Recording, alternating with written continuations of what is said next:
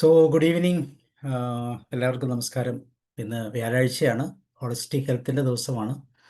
ഇന്ന് നമ്മുടെ ആരോഗ്യത്തിൻ്റെ തലം കുട്ടികളിലേക്കൊന്ന് തിരിക്കുകയാണ്. തീർച്ചയായിട്ടും ഒത്തിരിയും ചർച്ച ചെയ്യേണ്ട ഒരു വിഷയമാണ്, നമുക്കെല്ലാവർക്കും അറിയാം.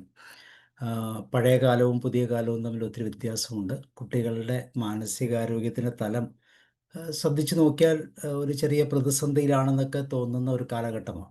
പഴയ കാലം പോലെയല്ല ഇപ്പോൾ കുട്ടികളിലുള്ള ചൈൽഡ് ഡെവലപ്മെൻറ്റ് ഏരിയകൾ എല്ലാം പലപ്പോഴും പല പ്രശ്നങ്ങളിലും അകപ്പെടുന്നതായിട്ട് നമ്മൾ കാണുന്നു.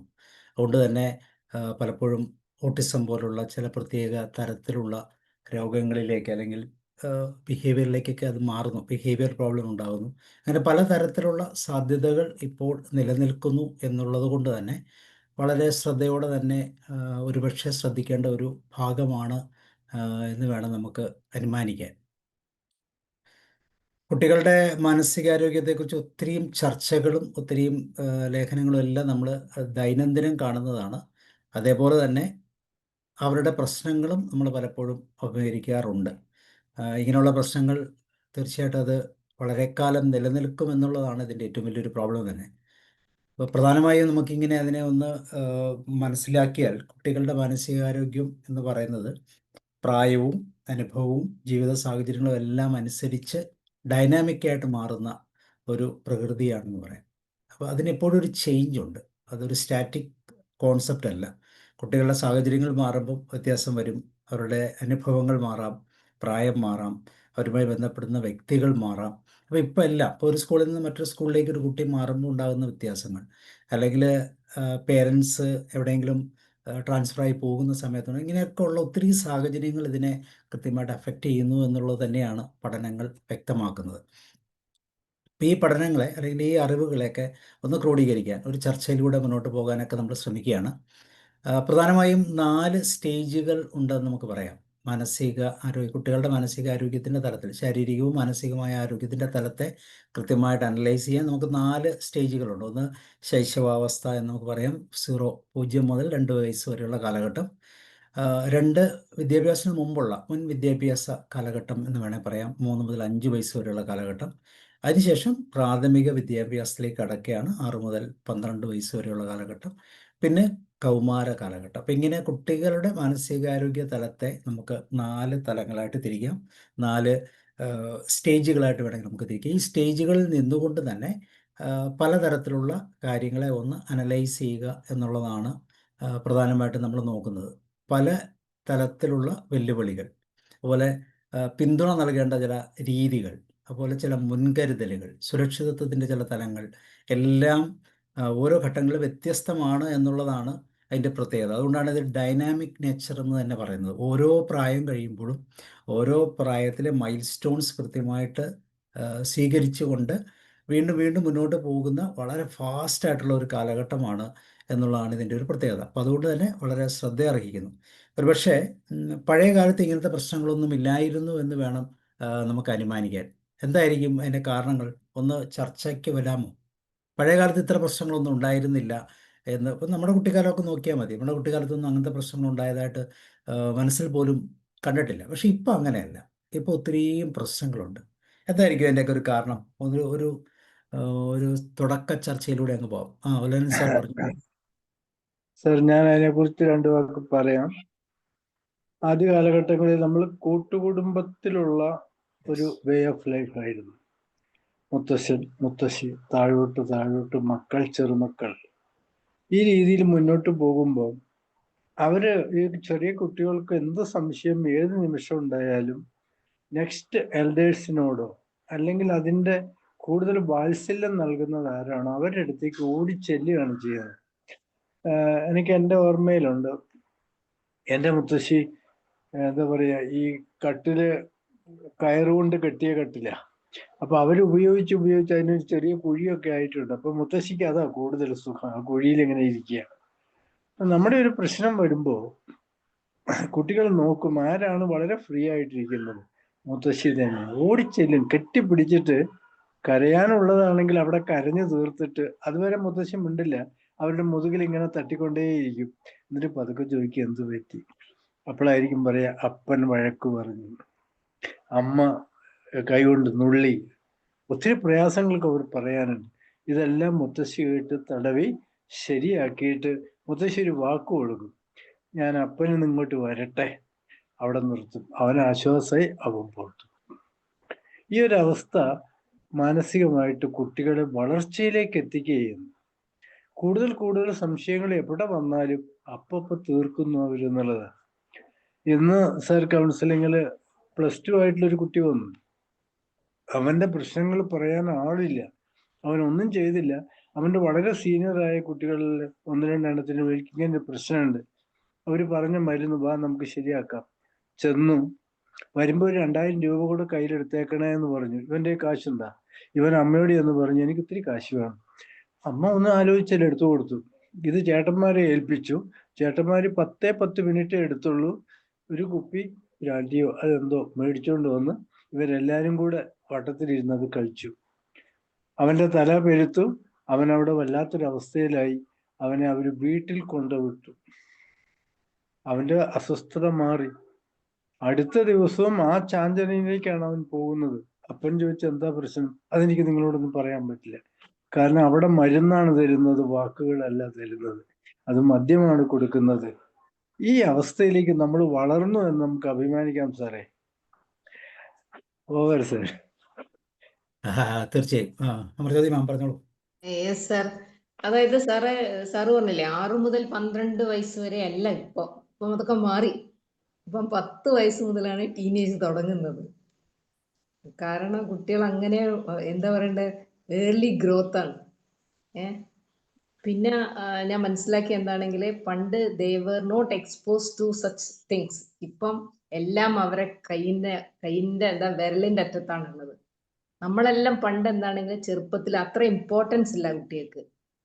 നമുക്കെല്ലാം ഓരോ പണി തരും, എല്ലാവർക്കും ഓരോ ജോലി ഉണ്ടാവും. അപ്പം പിന്നെ കളിക്കാൻ ഇഷ്ടം പോലെ കളിക്കാനും സമയമുണ്ട്. അങ്ങനെ ഇപ്പൊ അതല്ലല്ല, കുട്ടികളെങ്ങനെ നമ്മളിങ്ങനെ എന്താ പറയണ്ട, ബ്രോയിലർ ചിക്കൻ്റെ മാതിരി ഭയങ്കര സ്ട്രിക്റ്റ് ആക്കി വെക്കും. ഈ സ്ട്രിക്റ്റ് അങ്ങ് വിട്ടു കഴിഞ്ഞാൽ ഓരോ എന്തും ചെയ്യുകയും ചെയ്യും. ഓവർ ബർഡൻ ഉണ്ട് കുട്ടികളെ. ഓവർ ബർഡന് അതായത് ഹോംവർക്ക് അത് ഇതൊക്കെ സ്കൂളിന്റെ പ്രഷർ ഉണ്ട്. വീട്ടിലാണെങ്കിൽ വീട്ടിൽ എക്സ്ട്രാ ട്യൂഷൻ വെക്കും. ഇങ്ങനെയുണ്ട്. ഈ കിട്ടുന്ന സമയമാണെങ്കിൽ ഫ്രീ ടൈം ആണെങ്കിൽ അവർ കളിക്കുകയല്ല ചെയ്യുന്നത്, മൊബൈൽ ഉപയോഗിക്കുകയും ചെയ്യുന്നത്. അതിന് ആർക്കും ചോദ്യം ചെയ്യാൻ പറ്റില്ല. കാരണം എന്താണെങ്കിൽ പാരന്റ്സ് അങ്ങനെയാണ്. അപ്പൊ ആ കുട്ടികളെ പിന്നെ മൊറൽ സപ്പോർട്ട് ഇപ്പൊ സാറ് പറഞ്ഞ മാതിരി ഇപ്പൊ കുട്ടികൾ സ്റ്റോറി കേൾക്കാൻ വേണ്ടിയിട്ട് നമ്മളെടുത്ത് വരൂല, ഗ്രാൻഡ് പാരന്റ്സിന്റെ അടുത്ത് വരുന്നില്ല. അവർക്ക് അതിനേക്കാൾ എളുപ്പത്തിൽ ഈസി ആയിട്ട് അവർക്കെല്ലാം ക്വിക്കായിട്ട് കിട്ടണം. എന്ത് വേണേ റീൽസോ എന്ത് വേണമെങ്കിലും അവരെ വിരലിന്റെ അറ്റത്തുണ്ട്. കേവലം കേൾവിയിൽ കൂടെ അല്ല, കാഴ്ചകളിലൂടെ, കണ്ണിൽ കൂടെ അല്ലെ, വിഷനിലൂടെ തന്നെ ഇല്ല. പണ്ടൊക്കെ നമ്മൾ കഥ കേട്ടിട്ട് ഇമാജിൻ ചെയ്യും. ഇപ്പൊ അത് ആ കുട്ടിക്ക് അത് പറ്റേയില്ല. ഇവർക്കെല്ലാം കാണണം.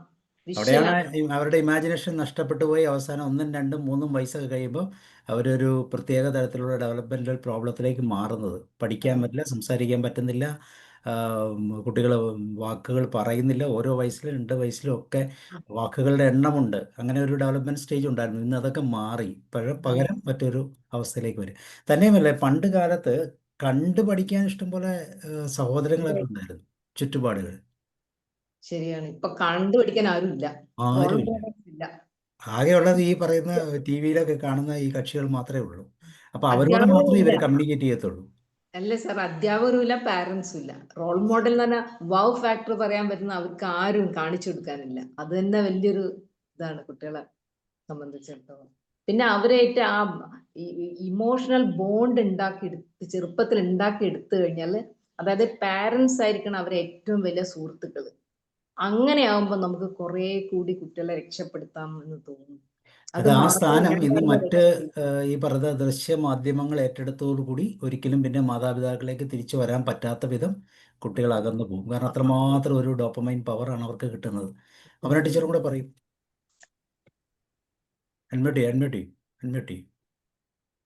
ായിട്ട് പറയുന്നില്ല. ഞാൻ അവർക്ക് ചിലപ്പം ഞാനിങ്ങനെ ഓർക്കും, ഒരു ഇതെല്ലാം ചിലതൊക്കെ കാണുമ്പോൾ ദേഷ്യം വരുമ്പോൾ ഞാൻ ഓർക്കും, ദാരിദ്ര്യം മാറിപ്പോയതാണോ കുഴപ്പമൊന്നും. സത്യമാ.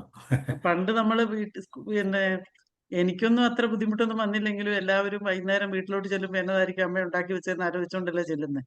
ഇപ്പൊ അങ്ങനത്തെ ഒരു ആലോചന ആർക്കും ഇല്ലല്ലോ. എല്ലാം ഓക്കെയാണ്, എല്ലാം റെഡിയാണ്. പണ്ടൊക്കെ റോഡിൽ കൂടെ നടക്കുമ്പോഴോ സ്കൂളിൽ നിന്നൊക്കെ എന്തെങ്കിലും ചവയ്ക്കുന്നതൊക്കെ ആട് ചവയ്ക്കുന്ന പോലെ ചവച്ചുകൊണ്ട് നടക്കുന്നത് നമുക്ക് നാണക്കേടാണ്. ഇപ്പൊ ഏത് പിള്ളേരുടെയും കയ്യിൽ ഒരു ലേസിന്റെ പാക്കറ്റ് ഉണ്ട്. സ്കൂൾ വിട്ടു പോകുമ്പോഴും അതെ, സ്കൂളിലോട്ട് പോകുമ്പോഴും അതെ. അങ്ങനത്തെ ഈ കറുമുറയുടെ ഒരു പാക്കറ്റ് ഉണ്ടാവും, അതും ചവച്ചിങ്ങനെ പോവുകയാണ്. അപ്പൊ ഈ സൗകര്യങ്ങൾ കൂടിയാല് കൂടരുതെന്ന് പണ്ടത്തെ ചില കാരണന്മാര് പറഞ്ഞിട്ടുണ്ടോ എന്ന് എനിക്കൊരു സംശയമുണ്ട്. സൗകര്യങ്ങൾ കൂടരുത്, വിദ്യാഭ്യാസം കൂടരുത്, ഇതൊക്കെ പ്രശ്നമാണ്. ഓക്കെ, ശോഭന ടീച്ചർ കേൾക്കുന്നുണ്ടോ? തിരക്കിലാണോ? വേണുഗോപാൽ സാർ എന്തെങ്കിലും പറയുന്നോ? ശോഭന ടീച്ചർ പറഞ്ഞു. കേൾക്കുന്നുണ്ട്. അപ്പൊ സാറ് പറഞ്ഞ അനുസരിച്ച് എനിക്ക് തോന്നുന്നു പേരൻസിനും സമയമില്ല, കുട്ടികൾക്കും സമയമില്ല, എല്ലാവരും ബിസിയാണ്. കുട്ടികള് പഠിത്തം, പിന്നെ സ്കൂളിൽ പോകുന്നു, ട്യൂഷന് പോകുന്നു, വീട്ടിൽ വരുന്നു, മൊബൈൽ കാണുന്നു, ടി വി കാണുന്നു. പേരൻസ് അത് തന്നെ പരിപാടി. പേരൻസിന് ജോലിക്ക് പോയിട്ട് വന്നാൽ അവരും ഇതൊക്കെ തന്നെ വെച്ചുകൊണ്ടിരിക്കുന്നു, അത് കണ്ട് മക്കൾ പഠിക്കുന്നു. ഏറ്റവും കൂടുതൽ പേരൻസ് ആണ് ഇന്ന് ഇവരെ ഇതിലേക്ക് തിരിച്ചിട്ട് കൊണ്ടുപോകുന്നത്, അല്ലെ ഈ രീതിയിലാക്കിയതെന്ന് പറയുന്നതിൽ ഒരു പരിധിവരെ ശരിയുണ്ട്. അവരുടെ റോളൊക്കെ വേറെ ചില ഈ പറയുന്ന ഗാഡ്ജറ്റുകൾക്ക് കൊടുത്ത് അവരിങ്ങനെ ജീവിക്കുക. അപ്പോൾ ഇവിടെ ഈ പ്രശ്നങ്ങളെല്ലാം ഉണ്ടാകും എന്നുള്ളത് തന്നെയാണ്. ഓക്കെ, അപ്പോൾ നമുക്ക് മുന്നോട്ട് പോകാം. അപ്പോൾ നമ്മൾ പറഞ്ഞത് ഇങ്ങനെയൊക്കെയുള്ള ചില പ്രശ്നങ്ങളുണ്ട് നമ്മുടെ മുമ്പിൽ. അപ്പോൾ ഇത് അഡ്രസ്സ് ചെയ്യേണ്ട ഒരു വിഷയമാണ്. അപ്പോൾ ഞാൻ മനസ്സിലാക്കുന്ന അനുസരിച്ച് ഇപ്പോൾ നമ്മൾ ശ്രദ്ധിച്ച് നോക്കിയാൽ അറിയാം, 2 വയസ്സും 3 വയസ്സും കഴിഞ്ഞ ഒരു കുട്ടി ആ ഡെവലപ്മെൻറ്റ് സ്റ്റേജ് പിന്നിടുന്നില്ലെങ്കിൽ അതിനെന്താണ് പ്രോബ്ലം എന്ന് കൃത്യമായിട്ട് ഐഡൻറ്റിഫൈ ചെയ്യാൻ മാതാപിതാക്കൾക്ക് അറിയില്ല ഇപ്പോൾ. തന്നെയുമല്ല, മുത്തശ്ശനോ മുത്തശ്ശിയോ ഒന്നും കൂടെ ഇല്ലാത്തത് കൊണ്ട് കുട്ടികൾക്ക് എന്ത് സംഭവിച്ചു എന്ന് പറഞ്ഞു കൊടുക്കാനും ആളില്ല. പലപ്പോഴും ഒരു ക്യൂബിക്കൽ ഫാമിലി എന്നൊക്കെ പറയുന്ന പോലത്തെ ഒരു ഫാമിലി സ്ട്രക്ചർ ആയതുകൊണ്ട് കുട്ടികൾക്ക് എന്താണ് ഈ നിമിഷത്തിൽ ഈ സമയത്ത് വേണ്ടതെന്ന് തിരിച്ചറിയാൻ പലപ്പോഴും മാതാപിതാക്കൾക്ക് പറ്റുന്നില്ല. പ്രത്യേകം ശ്രദ്ധിച്ചു നോക്കിയാൽ അറിയാം, ഡോക്ടേഴ്സ് പോലും അവിടെ പല രീതിയിൽ മാനിപ്പുലേറ്റ് ചെയ്യുന്നുണ്ടെന്ന് വേണം വിചാരിക്കാൻ. കാരണം കുട്ടികളുടെ പ്രശ്നങ്ങൾ കൃത്യമായിട്ട് പരിഹരിച്ചു കൊടുക്കുന്നത് മിക്കവാറും ചൈൽഡ് സ്പെഷ്യലിസ്റ്റുകളാണ്. ഈ ചൈൽഡ് സ്പെഷ്യലിസ്റ്റുകൾ ഇങ്ങനെയുള്ള കാര്യങ്ങളെക്കുറിച്ച് ബോധവാനാകുന്നില്ല എന്നുള്ളതാണ് സത്യം. ഇപ്പോൾ കുട്ടി സംസാരിക്കുന്നില്ലെങ്കിൽ അത് കുഴപ്പമില്ല, നിങ്ങൾ സംസാരിക്കാത്തത് കൊണ്ട് സംസാരിക്കാത്തതാണ്, അത് ശരിയായിക്കോളും എന്ന് പറയുന്നതിന് പകരം ഒരുപക്ഷെ കുട്ടിയെ ഈ പറയുന്ന രീതിയിലുള്ള ഒരു തെറാപ്പി, സ്പീച്ച് തെറാപ്പിയുടെ തലങ്ങളെയൊക്കെ പോകേണ്ടതിന് പകരം അതൊക്കെ പലപ്പോഴും അവോയ്ഡ് ചെയ്ത് പോകപ്പെടുന്നു. കാരണം കുട്ടി തന്നെ നഷ്ടപ്പെടാതിരിക്കാൻ വേണ്ടിയാണോ എന്താണോ എനിക്കറിയില്ല. എന്നാലും അങ്ങനെയൊക്കെയുള്ള ഒത്തിരി സാഹചര്യങ്ങൾ ഇപ്പോൾ നമ്മൾ ഈ കൗൺസിലിങ്ങിലൂടെ കുട്ടികൾ വരുമ്പോൾ നമ്മൾ കാണുന്നുണ്ട്. അപ്പോൾ അവരെയൊക്കെ ഒന്ന് മാനേജ് ചെയ്ത് കൊണ്ടുപോകാനുള്ള ഒരു സാഹചര്യം ഇന്നത്തെ പുതിയ തലമുറ മാതാപിതാക്കൾക്കില്ല. അത് കിട്ടാൻ ശ്രമിക്കുന്നില്ല എന്നുള്ളതാണ് പലപ്പോഴും. ഒരു വ്യക്തമായ കാരണങ്ങളൊക്കെ പറയുന്നുണ്ട്, പക്ഷേ ഈ കാരണങ്ങളൊന്നും കുട്ടിയുടെ പ്രശ്നത്തിൻ്റെ ഒരു സൊല്യൂഷൻ ആകുന്നില്ല, ഒരു പരിഹാര മാർഗമാകുന്നില്ല എന്നുള്ളത് തന്നെയാണ് ഇതിൻ്റെ ഏറ്റവും വലിയൊരു പ്രോബ്ലമായിട്ട് നമ്മൾ കാണുന്നത്. നമുക്ക് നോക്കാം, ഓരോ അവസ്ഥകളിലും ഉണ്ടാകുന്ന വ്യത്യാസങ്ങളെ ഒന്ന് നോക്കാം. ആദ്യത്തെ ഫസ്റ്റ് സ്റ്റേജിൽ ഏകദേശം 1 മുതൽ 2 വരെ വയസ്സ് പ്രായത്തിന് വ്യത്യാസമുണ്ട്. ഇപ്പം അമർ ജ്യോതി മാം പറഞ്ഞ പോലെ പ്രായമൊക്കെ പഴയ സ്റ്റാൻഡേർഡാണ്, പഴമൊക്കെ മാറി. ഇപ്പം നമ്മൾ തന്നെ പറയുമല്ലോ, പ്രായമായവർക്ക് പ്രായം എന്ന് പറയുന്നത് വെറും നമ്പറാണെന്ന് പറയുന്ന പോലെ കുട്ടികളുടെ ഈ നമ്പറും ഈ പ്രായം ഒരു നമ്പറായി മാറി. കാരണം ഇതിനു മുമ്പേ ഇവരെല്ലാം പക്വത പ്രാപിക്കുന്നത്, അവരുടെ തലത്തിൽ പക്വത പ്രാപിക്കുന്ന ഒരു കാറ്റഗറിയിലുള്ള ആളുകളായി മാറി, കൂടുതൽ അറിവുള്ളവരായി മാറിക്കഴിഞ്ഞു. ഒരുപക്ഷെ ഇന്നത്തെ ഈ പുതിയ തരത്തിലുള്ള പുതിയ യുഗത്തിൽ, പുതിയ ഈ കമ്പ്യൂട്ടർ ഇറയിലൊക്കെ വളരെ കൃത്യമായിട്ടുള്ള അഡ്വാൻസ്മെൻ്റ് അവർക്കുണ്ട്. അവർക്ക് ഈസി ആയിട്ട് അത് ആക്സസ് ചെയ്യാം. പലപ്പോഴും മൊബൈലൊക്കെ കുട്ടികളുടെ ഡിവൈസ് ആണെന്ന് പറയുന്ന ഒരു കാലഘട്ടത്തിലാണ് നമ്മൾ ജീവിക്കുന്നത്. അത്ര ഈസി ആയിട്ട് നമുക്കത് ഡൈജസ്റ്റ് ചെയ്യാൻ പറ്റത്തില്ല. അപ്പോൾ ഈ ഒരു അവസ്ഥയിൽ പ്രധാനപ്പെട്ട വികാസഘട്ടങ്ങൾ, ഡെവലപ്മെൻറ്റ് സ്റ്റേജസ് ഏതൊക്കെയാണെന്നുള്ളത് ഒന്ന് തിരിച്ചറിയുക എന്നുള്ളത് തന്നെയാണ് നമ്മുടെ ആദ്യത്തെ ഒരു പാർട്ട് എന്ന് പറയുന്നത്. അപ്പോൾ ഇവിടെ എന്തൊക്കെ തരത്തിലുള്ള കാര്യങ്ങൾ നമ്മൾ ശ്രദ്ധിക്കണം. ഇവിടെ തീർച്ചയായിട്ടും തുടക്കമാണ്, ഏറ്റവും ചെറിയ സ്റ്റേജ് തന്നെയാണ്. ശാരീരികവും മാനസികവും സാമൂഹികവുമായ എല്ലാ തലങ്ങളും ഇവിടെ സമന്വയിച്ച് വേണം തുടങ്ങാൻ തന്നെ. അപ്പോൾ ഇവിടെ ഏറ്റവും പ്രധാനപ്പെട്ട ഒരു ഏരിയ എന്ന് പറയുന്നത് ശാരീരികമായ തലമാണ്. ആ ശാരീരിക തലം എന്ന് പറയുമ്പോൾ നമുക്കറിയാം, ബ്രെയിനിൻ്റെ വളർച്ച ഏറ്റവും കൂടുതൽ വളർച്ചയുള്ളൊരു സമയമാണത്. ഇന്ദ്രിയങ്ങളുടെ വികാസം ഇതൊക്കെ വളരെ സ്പോണ്ടേനിയസ് ആണ്. ഏകദേശം ഈ മാസങ്ങൾ കൊണ്ട് തന്നെ ഈ ചേഞ്ച് ഉണ്ടാകാം. ഇതിൻ്റെ പ്രത്യേകത, ഈ ചേഞ്ചുകൾ ഉണ്ടാക്കാൻ നമുക്ക് പെട്ടെന്ന് സാധിക്കുമെന്നുള്ളതാണ്. കുട്ടികൾക്ക് വേണ്ട രീതിയിലുള്ള ഒരു പരിഗണനയും അതിന് വേണ്ടിയുള്ള സൗകര്യങ്ങളും കൊടുത്തു കഴിഞ്ഞാൽ ഈ പറയുന്ന ശാരീരികമായിട്ടുള്ള ഈ ഡെവലപ്മെൻറ്റ്, ഇന്ദ്രിയങ്ങളുടെ ഈ വികാസവും വളർച്ചയും എല്ലാം പെട്ടെന്ന് സാധിക്കും. പക്ഷെ അത് പലപ്പോഴും അറിയാതെ പോകുമ്പോൾ അതുപോലെ അത് റിട്ടാർഡ് ചെയ്ത് പോകുന്നു എന്നുള്ളതാണ്. പിന്നെ കുട്ടികളെ കുട്ടികളെ സംബന്ധിച്ചോളം പറയുമ്പോൾ ഏറ്റവും ഇമ്പോർട്ടൻ്റ് ആയിട്ടുള്ള ഒരു അറ്റാച്ച്മെൻറ്റ് തിയറി എന്ന് പറയുന്നൊരു കോൺസെപ്റ്റാണ്. മാതാപിതാക്കളുമായിട്ടുള്ള ഒരു സുരക്ഷിത ബന്ധം അല്ലെങ്കിൽ അവസ്ഥ, അവരിപ്പോഴും സുരക്ഷിതരാണെന്ന് ഫീൽ ചെയ്യുന്ന ഒരു അവസ്ഥ. അവർക്ക് ഇപ്പോൾ ഒരു കുട്ടി ആവശ്യത്തിലധികം കരഞ്ഞ് കാര്യങ്ങൾ നേടുന്ന ഒരവസ്ഥ വന്നു കഴിഞ്ഞാൽ തീർച്ചയായും സുരക്ഷിത ബന്ധം നഷ്ടപ്പെട്ടു പോകും. അപ്പോൾ ഇങ്ങനെയുള്ളൊരു അറ്റാച്ച്മെൻറ്റ് പാർട്ട്, അതൊരു മാനസികമായ തലമാണെന്ന് പറയാം. പിന്നെ സാമൂഹികമായ തലത്തിൽ നമ്മൾക്കറിയാം, ഒരു സ്റ്റെപ്പ് കയറുന്ന കുട്ടി തീർച്ചയായിട്ടും പുറകോട്ട് നോക്കി നമ്മളെയൊക്കെ നോക്കും, അല്ലേ? ആ അച്ഛനെ അമ്മയൊക്കെ നോക്കും. അതിൻ്റെ ഉദ്ദേശം ഇത്രയേ ഉള്ളൂ, ഞാൻ വിജയിച്ചുകൊണ്ടിരിക്കുകയാണ്, നിങ്ങളിതൊക്കെ കാണുന്നുണ്ടോ എന്നുള്ള ഒരു ചോദ്യമാണ്. അപ്പോൾ ഒരു പ്രതികരണമാണ് അവിടെ ആവശ്യം. അത് കരച്ചിലാണെങ്കിലും ചിരിയാണെങ്കിലും ഒക്കെ ഉള്ള രീതിയിലുള്ള, അല്ലെങ്കിൽ സ്ട്രോക്ക്, നമ്മൾ ടച്ച് ആണെങ്കിലും ഒക്കെ ഒരു നല്ല ആശയവിനിമയത്തിൻ്റെ തലം അവിടെ സാമൂഹിക തലത്തിലുണ്ട് എന്നുള്ളതാണ്. ആരിൽ നിന്നും വേണമെങ്കിലും അത് സ്വീകരിക്കാം. അതുകൊണ്ടാണ് അത് സ്വീകരിക്കുന്ന വ്യക്തികളുടെ അടുത്തേക്ക് കുട്ടികൾ പെട്ടെന്ന് ചാടി പോകുന്നത് തന്നെ. അപ്പോൾ ഇങ്ങനെയുള്ള സാധ്യത. പിന്നെ ഇവിടെ ഉണ്ടാകുന്ന മാനസികമായ പ്രശ്നങ്ങൾ എന്ന് പറയുന്നത് പ്രധാനമായിട്ടും ഈ പറഞ്ഞ ഇൻസെക്യൂർ അറ്റാച്ച്മെൻറ്റുകളാണ്. അറ്റാച്ച്മെൻറ്റ് കൃത്യമല്ല. ഇത് എത്രമാത്രം ജീവിതത്തിൽ പ്രശ്നങ്ങൾ ഉണ്ടാക്കുമെന്ന് നമ്മൾ പലപ്പോഴും കൗൺസിലിംഗ് രംഗത്തിൽ നിന്നുകൊണ്ട് പഠിച്ചിട്ടുണ്ട്. ഈ അറ്റാച്ച്മെൻറ്റ് മാതാപിതാക്കളുടെ അടുത്ത് നിന്ന്, അച്ഛൻ്റെയും അമ്മയുടെയും പേഴ്സണലായിട്ട് കിട്ടുന്ന ഈ അറ്റാച്ച്മെൻറ്റ് കിട്ടാതെ വരുന്ന കുട്ടികൾ സമൂഹത്തിന് വലിയ വിപത്തുകളായി മാറുമെന്നുള്ളതിന് ഒരു സംശയവുമില്ല, അല്ലേ? ഭാവിയെക്കുറിച്ച് ആശങ്കയും ഒറ്റപ്പെടലും പൊരുത്തക്കേടും എല്ലാം ഉണ്ടാകുന്നു. ഒരു വൈവാഹിക ജീവിതത്തിലേക്ക് കടന്നു വരുന്നവർക്ക് പോലും ഈ രീതിയിലുള്ള ഒരു അറ്റാച്ച്മെൻറ്റ് പ്രോബ്ലം പലപ്പോഴും പ്രശ്നങ്ങൾ ഉണ്ടാക്കുന്നത് നമ്മൾ പലപ്പോഴും കണ്ടിട്ടുള്ളതാണ്. അപ്പോൾ ഇത് ഏറ്റവും പ്രധാനപ്പെട്ട. പിന്നെ ഞാൻ പറഞ്ഞ സെൻസറി ഇൻ്റഗ്രേഷൻ ഇഷ്യൂസ് എന്ന് പറയുന്ന, കാരണം ഈ സെൻസിങ് പാർട്ടുകളെല്ലാം അല്ലെങ്കിൽ ഇന്ദ്രിയങ്ങളെല്ലാം വളർന്നു വരുന്ന സാഹചര്യമാണ്. അപ്പോൾ അതുകൊണ്ട് തന്നെ ശബ്ദവും സ്പർശവും ഈ പറഞ്ഞ രുചി എല്ലാം കൃത്യമായിട്ട് തിരിച്ചറിഞ്ഞാൽ, വിഷനും ഒക്കെ കൃത്യമായിട്ട് തിരിച്ചറിയുന്നുണ്ടോ എന്ന് മാതാപിതാക്കളും കെയർ ഗീവേഴ്സും മനസ്സിലാക്കേണ്ട ഒരു കാലഘട്ടമാണ്. അപ്പോൾ ഇത് തിരിച്ചറിയാനുള്ള മാതാപിതാക്കളുടെ ഒരു ബുദ്ധിമുട്ട് പലപ്പോഴും ഒത്തിരി പ്രശ്നങ്ങളിലേക്ക് നയിക്കാറുണ്ട്. പിന്നെ വരുന്നത് വൈകാരികമായ നിയന്ത്രണങ്ങൾ എന്ന് പറയുന്ന ഒരു തലമാണ്. അമിതമായ കരച്ചിൽ, അതുപോലെ പ്രോപ്പറായിട്ടുള്ള ഉറക്കമില്ലാത്ത അവസ്ഥ, ഇവിടെയൊക്കെ നമ്മുടെ മാനസികമായ വികാരപരമായ തലങ്ങളെ എപ്പോഴും ബാധിക്കുമെന്നുള്ളത് വളരെ ഇമ്പോർട്ടൻ്റ് ആയിട്ടുള്ള രീതി.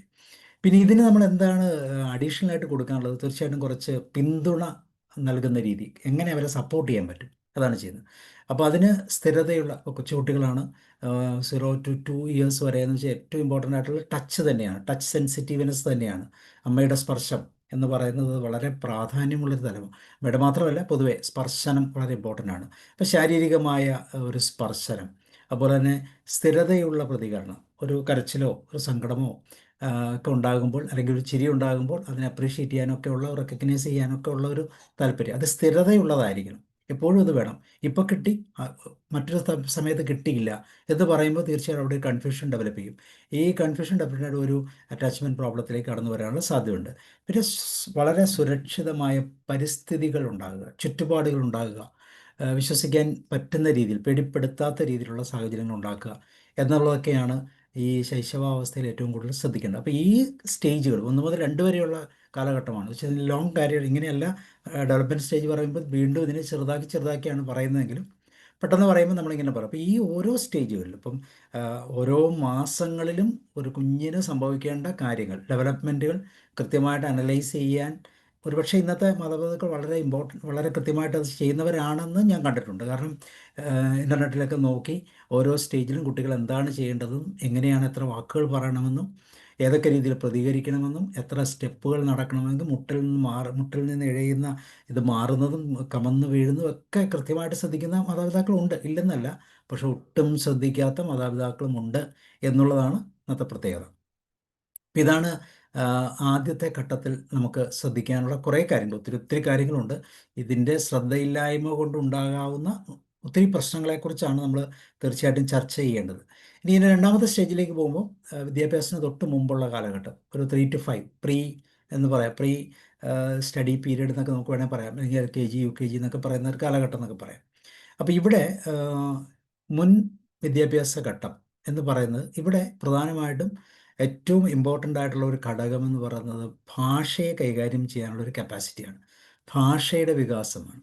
സംസാരിക്കാൻ, പറഞ്ഞ് ഫലിപ്പിക്കാൻ, അതിനെ നമ്മൾ സ്റ്റിമുലേറ്റ് ചെയ്യാൻ ഒക്കെ ഉള്ള ഒരു ഭാഗങ്ങൾ, വാക്കുകൾ, വാക്യങ്ങൾ, ലളിതമായ വാദങ്ങൾ ഒക്കെ പറഞ്ഞ് മനസ്സിലാക്കാനുള്ള അല്ലെങ്കിൽ മനസ്സിലാക്കിച്ച് തരാനുള്ള, പ്രകടിപ്പിക്കാനുള്ള ആ ഒരു ഡെവലപ്മെൻറ്റ് സ്റ്റേജാണ് ഇവിടെ ഏറ്റവും ഇമ്പോർട്ടൻ്റ്. അതുപോലെ തന്നെ അവരുടെ തന്നെ ആ, കൽപ്പനകൾ, അവരുടെ തന്നെ ഇമാജിനേഷനിൽ നിന്ന് പുതിയ പുതിയ കാര്യങ്ങൾ ചെയ്യുന്നതും കണ്ടെത്തുന്നതും, ഇപ്പം അച്ഛനും അമ്മയായിട്ട് കളിക്കുന്നതും അല്ലെങ്കിൽ അതുപോലുള്ള കുറേ സാഹചര്യങ്ങൾ റീപ്രൊഡ്യൂസ് ചെയ്യുക, അവർക്ക് മനസ്സിലാക്കിയ കാര്യങ്ങളൊക്കെ അവിടെ തന്നെ പ്രത്യേകിച്ച് ദേവാലയങ്ങളിലൊക്കെ പോയി കഴിയുമ്പോൾ ദേവാലയങ്ങളിൽ ചെന്ന് കാണിക്കുന്ന ആ പ്രോസസ്സുകളെല്ലാം വളരെ കൃത്യമായിട്ട് അവർ വീട്ടിൽ വന്ന് റിപ്പീറ്റ് ചെയ്യുന്നത് കാണാം.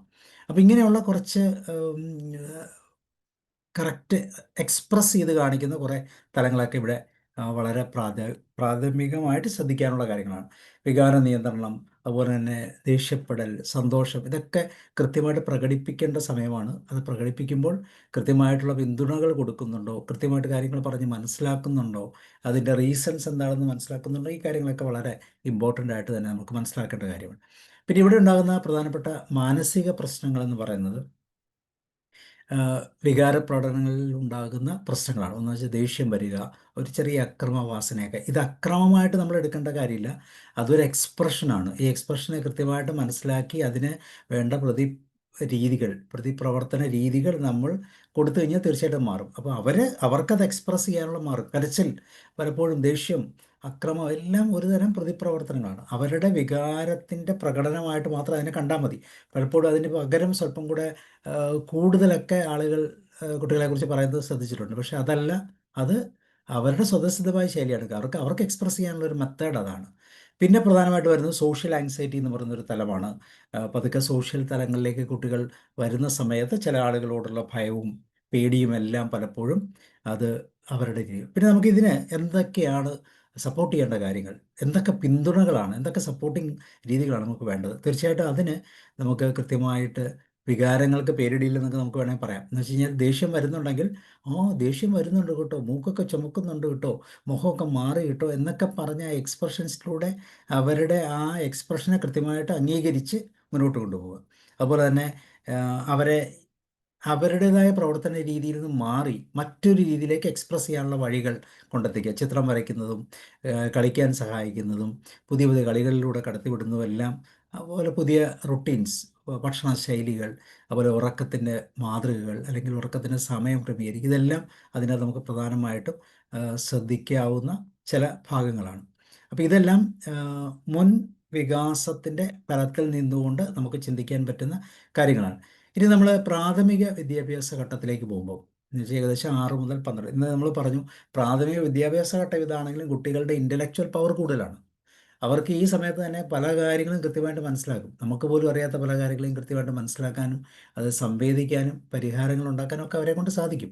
കുറച്ച് ലിറ്റിൽ പ്രൊഫസർ എന്നൊക്കെ പറയുന്ന പോലെ വളരെ ബുദ്ധിപൂർവമായ ബുദ്ധി വൈശിഷ്ട്യം കാണിക്കുന്ന കുട്ടികളുമുണ്ട്. അപ്പോൾ ഈ സമയങ്ങളിൽ അല്ലെങ്കിൽ ഈ കാലഘട്ടത്തിൽ പ്രധാനമായിട്ടും സാമൂഹിക ബന്ധങ്ങൾക്ക് കൂടുതൽ പ്രാധാന്യമുള്ളൊരു കാലഘട്ടമാണ്. പ്രത്യേകിച്ച് നമുക്കറിയാം കാര്യകാരണങ്ങളെ കൃത്യമായിട്ട് മനസ്സിലാക്കുന്ന ഒരു സ്റ്റേജാണിത്. കാര്യങ്ങൾ, അതുപോലെ നീതി, നിയമങ്ങൾ, മോറൽ വാല്യൂസ്, ഇതെല്ലാം കൃത്യമായിട്ട് കുട്ടികളിലേക്ക് എത്തുന്നൊരു സമയമാണ്. അപ്പോൾ ഈ സമയത്ത് തന്നെ കൃത്യമായിട്ട് അങ്ങനെയുള്ള സാഹചര്യത്തിലൂടെ കടത്തിവിട്ടാൽ, ഇപ്പം മാതാപിതാക്കൾ കൃത്യമായിട്ട് പാലിക്കപ്പെടുന്നുണ്ടെങ്കിൽ, എല്ലാ കാര്യങ്ങളും കൃത്യമായിട്ട് പാലിക്കുന്നുണ്ടെങ്കിൽ അത് കണ്ട് മനസ്സിലാക്കാനുള്ള, നമ്മളിങ്ങനെ പറയുമല്ലോ, മാതാപിതാക്കൾ എന്ന് പറഞ്ഞാൽ കുട്ടികൾ ആദ്യം പഠിക്കുന്ന പുസ്തകമാണ്. അപ്പം മാതാപിതാക്കളുടെ ശൈലികളും രീതികളും എത്രമാത്രം അവരത് ചേർത്ത് വയ്ക്കുന്നുണ്ട് എന്ന് പിൽക്കാലങ്ങളിൽ തീർച്ചയായിട്ടും നമുക്ക് മനസ്സിലായിട്ടുണ്ട്. അപ്പോൾ അതുകൊണ്ട് തന്നെ യഥാർത്ഥത്തിലുള്ള ലോകത്തെ മനസ്സിലാക്കാൻ സഹായിക്കുന്ന ഭാഗങ്ങളാണ് ഇവിടെ കൃത്യമായിട്ട് നമ്മൾ മനസ്സിലാക്കുന്നത് എന്നുള്ളതാണ് ഇതിൻ്റെ ഒരു പ്രത്യേകത. പിന്നെ വരുന്നത് സാമൂഹികമായിട്ടുള്ള ബന്ധങ്ങൾ ഭാഗമാണ്. സാമൂഹിക ബന്ധങ്ങൾ എന്ന് വെച്ചാൽ ടീം വർക്ക് ഫോം ചെയ്യുന്ന സമയമാണ്. മത്സരങ്ങൾ, അങ്ങനെയുള്ള ഗ്രൂപ്പുകൾ ഫോം ചെയ്ത് ടീം വർക്കൊക്കെ ഉണ്ടാക്കി സുഹൃത്തുക്കളെ ഉണ്ടാക്കി സാമൂഹിക ബന്ധങ്ങൾ കൂടുതൽ പ്രാധാന്യമുള്ള ഒരു സമയമാണിത്. അതുപോലെ തന്നെ കഴിവുകളെ കൃത്യമായിട്ട് പ്രകടിപ്പിക്കാൻ പറ്റുന്ന ഒരു സമയം, അവരവരുടെ കഴിവുകളെ കൃത്യമായിട്ട് പ്രകടിപ്പിക്കാൻ എന്നുവെച്ചാൽ സെൽഫ് കോൺഫിഡൻസ് ഒക്കെ ഇമ്പ്രൂവ് ചെയ്യുന്ന ഒരു സമയം. തീർച്ചയായിട്ടും അതിന് ഒരു പിന്തുണയുടെ ആവശ്യമുണ്ട് എന്നുള്ളതിന് യാതൊരു സംശയവുമില്ല. നല്ലവണ്ണം പിന്തുണ കൊടുത്താൽ മാത്രമേ അവരുടെ കഴിവുകൾ അവരുടേതായ കഴിവുകളായിട്ട് തന്നെ പുറത്തിറക്കാൻ പറ്റുള്ളൂ. അപ്പോൾ കഴിവുകളെക്കുറിച്ചുള്ള ഒരു ആത്മബോധം കുട്ടികൾക്കുണ്ടാകണം. നല്ലവണ്ണം പഠിക്കുന്നു, മാത്സിന് അല്ലെങ്കിൽ കണക്ക് ഒക്കെ നല്ലതാണ്, നല്ല രീതിയിൽ പഠിക്കുന്നു, നല്ല രീതിയിൽ ചാടുന്നു, ഓടുന്നു, ഇങ്ങനെയൊക്കെയുള്ള അവരുടെ സെൽഫ് അല്ലെങ്കിൽ സെൽഫ് കോൺഫിഡൻസ് ഇമ്പ്രൂവ് ചെയ്യാനുള്ള സാധ്യതകളൊക്കെ ഈ സമയത്താണ് ശരിക്കും ഡെവലപ്പ് ചെയ്യുന്നത്. പിന്നെ വരുന്നത് കുറച്ച് മാനസിക പ്രശ്നങ്ങളുടെ തലമാണ്. അവിടെ പഠനത്തോടുകൂടി ചേർന്ന് വരുമ്പോൾ ഉണ്ടാകുന്ന ചില പഠന വൈകല്യങ്ങളൊക്കെ ഇവിടെ ഉണ്ടാകാം. നമുക്ക് കണ്ടുകൊണ്ട് ADHD, ഡിസ്ലെക്സിയ, ഇതൊക്കെ ഈ കാലഘട്ടത്തിലാണ് ഇത് ഇത്ര ശ്രദ്ധേയമാകുന്നത് എന്നാണ് നമ്മൾ വിചാരിക്കേണ്ടത്. ഇതിനു മുമ്പൊക്കെ ഇങ്ങനെ ഒരു പേര് പോലും കേട്ടിട്ടില്ല. നമ്മുടെ ക്ലാസ്സിലുള്ള കുട്ടികൾക്ക് ഒരാൾക്ക് പോലും ഇങ്ങനെ ഒരു പഠന വൈകല്യം ഉള്ളതായിട്ട് ഞാൻ ശ്രദ്ധിച്ചിട്ടുമില്ല. എത്രയോ വർഷങ്ങൾ നമ്മൾ പഠിച്ചു. പക്ഷേ ഇന്ന് അങ്ങനെയല്ല. ഇന്ന് അതിനുള്ള സാധ്യതകൾ കൂടുതലാണ്. സ്ക്രൈബറെ വേണം, എഴുതാൻ പറ്റുന്നില്ല, പഠിക്കാൻ പറ്റുന്നില്ല, വായിക്കാൻ പറ്റുന്നില്ല കുട്ടികൾക്ക്, അതിന് പകരം ആളെ വെച്ച് പരീക്ഷ എഴുതണം എന്നൊക്കെ പറയുന്ന ഒരു രീതിയിലേക്ക് ഇന്ന് കാലഘട്ടങ്ങൾ മാറിപ്പോയി എന്ന് വേണം ചിന്തിക്കാൻ. അപ്പോൾ ഇവിടെയെല്ലാം ഇങ്ങനെയുള്ള അതുപോലെ ബുള്ളിങ്, റാഗിങ് ഒക്കെ നമ്മൾ പറയുന്ന പോലെ ശരീരം കൊണ്ടും വാക്കുകൊണ്ടും ഉള്ള ചില ആക്രമണങ്ങളൊക്കെ ഇവിടെ സംഭവിക്കാറുണ്ട്. അപ്പോൾ ഇതൊക്കെ വേണ്ട രീതിയിൽ, ഒരുപക്ഷെ ഇങ്ങനെയുള്ള ആക്രമണങ്ങൾ ഉണ്ടാകുമ്പോൾ പലപ്പോഴും കുട്ടികൾ മിണ്ടാതെ സഹിച്ചിരിക്കുന്ന ആ സ്വഭാവത്തിന് പകരം കൃത്യമായിട്ട് അത് എക്സ്പ്രസ് ചെയ്ത് അതിനുള്ള സാഹചര്യങ്ങൾ ഇല്ലാതാക്കാനുള്ള രീതികൾ പ്രകടിപ്പിക്കേണ്ട ഒരു ചുറ്റുപാട് വീടുകളിലോ സ്കൂളുകളിലൊക്കെ ഉണ്ടാകുന്നത് നല്ലതാണ്. ചോദിക്കുമ്പോൾ അതിനെതിരായിട്ട് പറഞ്ഞ് ശക്തമായി പിന്തുണ കൊടുക്കുന്നതിന് പകരം പലപ്പോഴും അതിനെ എതിർക്കുന്നു. അത് നിൻ്റെ കുഴപ്പം കൊണ്ട് തന്നെയാണെന്നൊക്കെ പറയുന്ന രീതിയിലേക്ക് കുട്ടികളുടെ രീതികൾ അല്ലെങ്കിൽ അവരെ പിന്തുണയ്ക്കുന്നത് തെറ്റായ രീതിയാണ് എന്നുള്ളതാണ് അതിൻ്റെ അകത്തൊരു പ്രത്യേകത. പിന്നെ നല്ല പ്രോത്സാഹനം, കാരണം ഇവർ സത്യത്തിൽ കഴിവുകളെക്കുറിച്ച് അവർക്ക് ബോധം വന്നു, ആ കഴിവുകൾ അവർ പ്രയോഗിക്കുന്ന സമയമാണ്. അപ്പോൾ അതുകൊണ്ട് തന്നെ തീർച്ചയായിട്ടും നല്ല പ്രോത്സാഹനം, അവരുടെ ശ്രമത്തെ കൃത്യമായിട്ട് പ്രശംസിക്കാനുള്ളൊരു സമയമാണിത്. നല്ലവണ്ണം പിന്തുണ കൊടുക്കേണ്ട സമയമാണ്. അപ്പോൾ ഇവിടെ അധ്യാപകർക്ക് വലിയൊരു റോളാണ്. കാരണം ഒരു ഗ്രൂപ്പ് ഓഫ് സ്റ്റുഡൻസിൽ നിന്ന് ഓരോ പ്രത്യേകതയുള്ള കുട്ടികളെ തിരിച്ചറിഞ്ഞ് അവരെ ഗ്രൂപ്പ് ചെയ്ത് അവരെ മുൻനിരയിലേക്ക് കൊണ്ടുവന്ന് ഒരുപക്ഷെ എല്ലാവരും പഠിക്കണമെന്നില്ല, എല്ലാവരും കളിക്കണമെന്നില്ല, എല്ലാവരും എക്സ്ട്രാ കരിക്കുലർ ആകണമെന്നില്ല. അതിലൊക്കെ ആ വ്യത്യാസമുള്ള കുട്ടികളെ കണ്ടെത്തി ഗ്രൂപ്പ് ചെയ്ത് കൃത്യമായിട്ട് പ്രോത്സാഹനം കൊടുക്കേണ്ട ഒരു പാട്ട് അധ്യാപകർ തന്നെയാണ്. കുട്ടികളെക്കുറിച്ച് വീട്ടിൽ വരുമ്പോൾ നമുക്ക് നമ്മുടെ മക്കളെക്കുറിച്ചൊരു ഇതുണ്ട്, പക്ഷേ സ്കൂളിൽ ചെല്ലുമ്പോഴാണ് ഗ്രൂപ്പിലേക്ക് കടന്നു വരുമ്പോഴാണ് തിരിച്ചറിയാൻ പറ്റുന്നത്. അപ്പോൾ അങ്ങനെയുള്ള അതുപോലെ സുഹൃത്തുക്കളുമായിട്ട് ഇടപെടൽ, നമ്മൾ പിയർ പ്രഷർ എന്നൊക്കെ അല്ലെങ്കിൽ പിയർ ഗ്രൂപ്പിംഗ് എന്നൊക്കെ പറയുന്ന ആ തലങ്ങളെല്ലാം ഇവിടെ കൃത്യമായിട്ടുണ്ടാകും. അതൊരു സാമൂഹിക തലം എന്നും അതുപോലെ തന്നെ വിദ്യാഭ്യാസവുമായി ബന്ധപ്പെട്ടുള്ള കാര്യങ്ങൾ. അപ്പോൾ ഇവരെങ്ങനെയാണ് ഒന്ന് പിന്തുണ നൽകുന്ന രീതിയിലേക്ക് പ്രോത്സാഹനം കൊടുക്കുക എന്നുള്ളൊരു ടൈപ്പ് പറഞ്ഞു. അതുപോലെ തന്നെ സുഹൃത്തുക്കളുമായിട്ട് ഇടപെടാനുള്ള അവസരം കൊടുക്കുക, നല്ല സംവാദങ്ങൾ, നല്ല ഗ്രൂപ്പ് പ്രവർത്തനങ്ങൾ, പലതരത്തിലുള്ള സ്കൂളിൽ തന്നെയാണെങ്കിൽ പലതരത്തിലുള്ള ക്ലബ്ബുകൾ രൂപീകരിക്കുക, ഓരോ ക്ലബിനും പറ്റുന്ന കുട്ടികളെ അതിൻ്റെ അകത്ത് അക്കോമഡേറ്റ് ചെയ്യുക, എന്നിട്ട് അവർ തമ്മിൽ മത്സരങ്ങൾ വയ്ക്കുക, അവർ തമ്മിലൊരു സംവാദങ്ങൾക്കുള്ള അവസരം ഉണ്ടാക്കുക, വിദ്യാഭ്യാസമായ തരത്തിലൊക്കെ ചെയ്യാവുന്ന കാര്യങ്ങളാണ്. അപ്പോൾ അവരുടെ പഠനപരമായ ബുദ്ധിമുട്ടുകളോ അവരുടെ പൊതുജീവിതത്തിലുണ്ടാകുന്ന പ്രശ്നങ്ങളോ അല്ലെങ്കിൽ സാമൂഹിക ജീവിതത്തിലുണ്ടാകുന്ന പ്രശ്നങ്ങളൊക്കെ കൃത്യമായിട്ട് കൈകാര്യം ചെയ്യാനുള്ള ഒരു സാധ്യത ഉണ്ടാക്കി കൊടുക്കുക എന്നുള്ളതാണ്. അതിൻ്റെ അടുത്ത തലം എന്ന് പറയുന്നത് കൗമാരതലം എന്ന് നമ്മൾ പറഞ്ഞു. തീർച്ചയായിട്ടും ഈ വളരെ പ്രാധാന്യം അറിയിക്കുന്ന ഒരു തലം തന്നെയാണ്. ഇത് കഴിഞ്ഞുപോയ എല്ലാ സാഹചര്യങ്ങളെയും കൃത്യമായിട്ട് മനസ്സിലാക്കിക്കൊണ്ട് ഈ ഘട്ടത്തിലേക്ക് വരും. നമ്മൾ ടീൻസ് എന്ന് പറയുമ്പോൾ 13 മുതലാണ് ടീൻ ഉള്ളത് കൊണ്ട് നമ്മൾ തീർച്ചയായിട്ടും ഇത് തന്നെയാണ് അതിൻ്റെ ഒരു സ്ട്രക്ചറായിട്ട് വെച്ചിരിക്കുന്നത്. പക്ഷേ തീർച്ചയായിട്ടും കുട്ടികളുടെ ഇൻ്റലക്ച്വൽ തലത്തിൽ വെച്ച് നോക്കുമ്പോൾ ഇതിനൊക്കെ മുമ്പേ ഇവർ ഈ ഒരു സ്റ്റേജിലൂടെ കടന്നു പോയിട്ടുണ്ട് എന്ന് വേണം ചിന്തിക്കാൻ. ഇപ്പോൾ ഇവിടെ ഏറ്റവും പ്രധാനപ്പെട്ട ചില ഘടകങ്ങളുണ്ട്, പക്ഷേ ഏറ്റവും ശ്രദ്ധിക്കേണ്ട ഒരു കാലഘട്ടം തന്നെയാണ് നമുക്ക് പറയാം. ഇവിടെ ഏറ്റവും ഇമ്പോർട്ടൻ്റ് ആയിട്ടുള്ള ഒരു പാർട്ട് ഐഡൻറ്റിറ്റിയാണ്. ഞാൻ ആരാണ്, മറ്റുള്ളവരാരാണ്, എങ്ങനെയാണ് ഞാൻ പെരുമാറേണ്ടത്, ഏതാണ് എൻ്റെ സാഹചര്യം, എൻ്റെ ഉത്തരത്തിൻ്റെ പ്രത്യേകത എന്താണ്, ഇങ്ങനെയുള്ള കാര്യങ്ങളെല്ലാം. അല്ലെങ്കിൽ ചോദ്യങ്ങൾ ചോദിക്കാനുള്ള ഇൻക്വിസിറ്റീവ്നെസ് കൂടും. അതനുസരിച്ച് കറക്റ്റായിട്ടുള്ള ഉത്തരങ്ങൾ, അതിന് തക്ക രീതിയിലുള്ള ഉത്തരങ്ങൾ അല്ലെങ്കിൽ പക്വതയുള്ള ഉത്തരങ്ങൾ കിട്ടുക എന്നുള്ളത് തന്നെയാണ് ഇതിൻ്റെ ഏറ്റവും ഇമ്പോർട്ടൻ്റ് ആയിട്ടുള്ള ഒരു ഏരിയ. അപ്പോൾ ആ ഏരിയ കൃത്യമായിട്ട് നമ്മൾക്ക് കൊടുക്കാൻ പറ്റുന്നുണ്ടോ എന്നുള്ളതാണ്.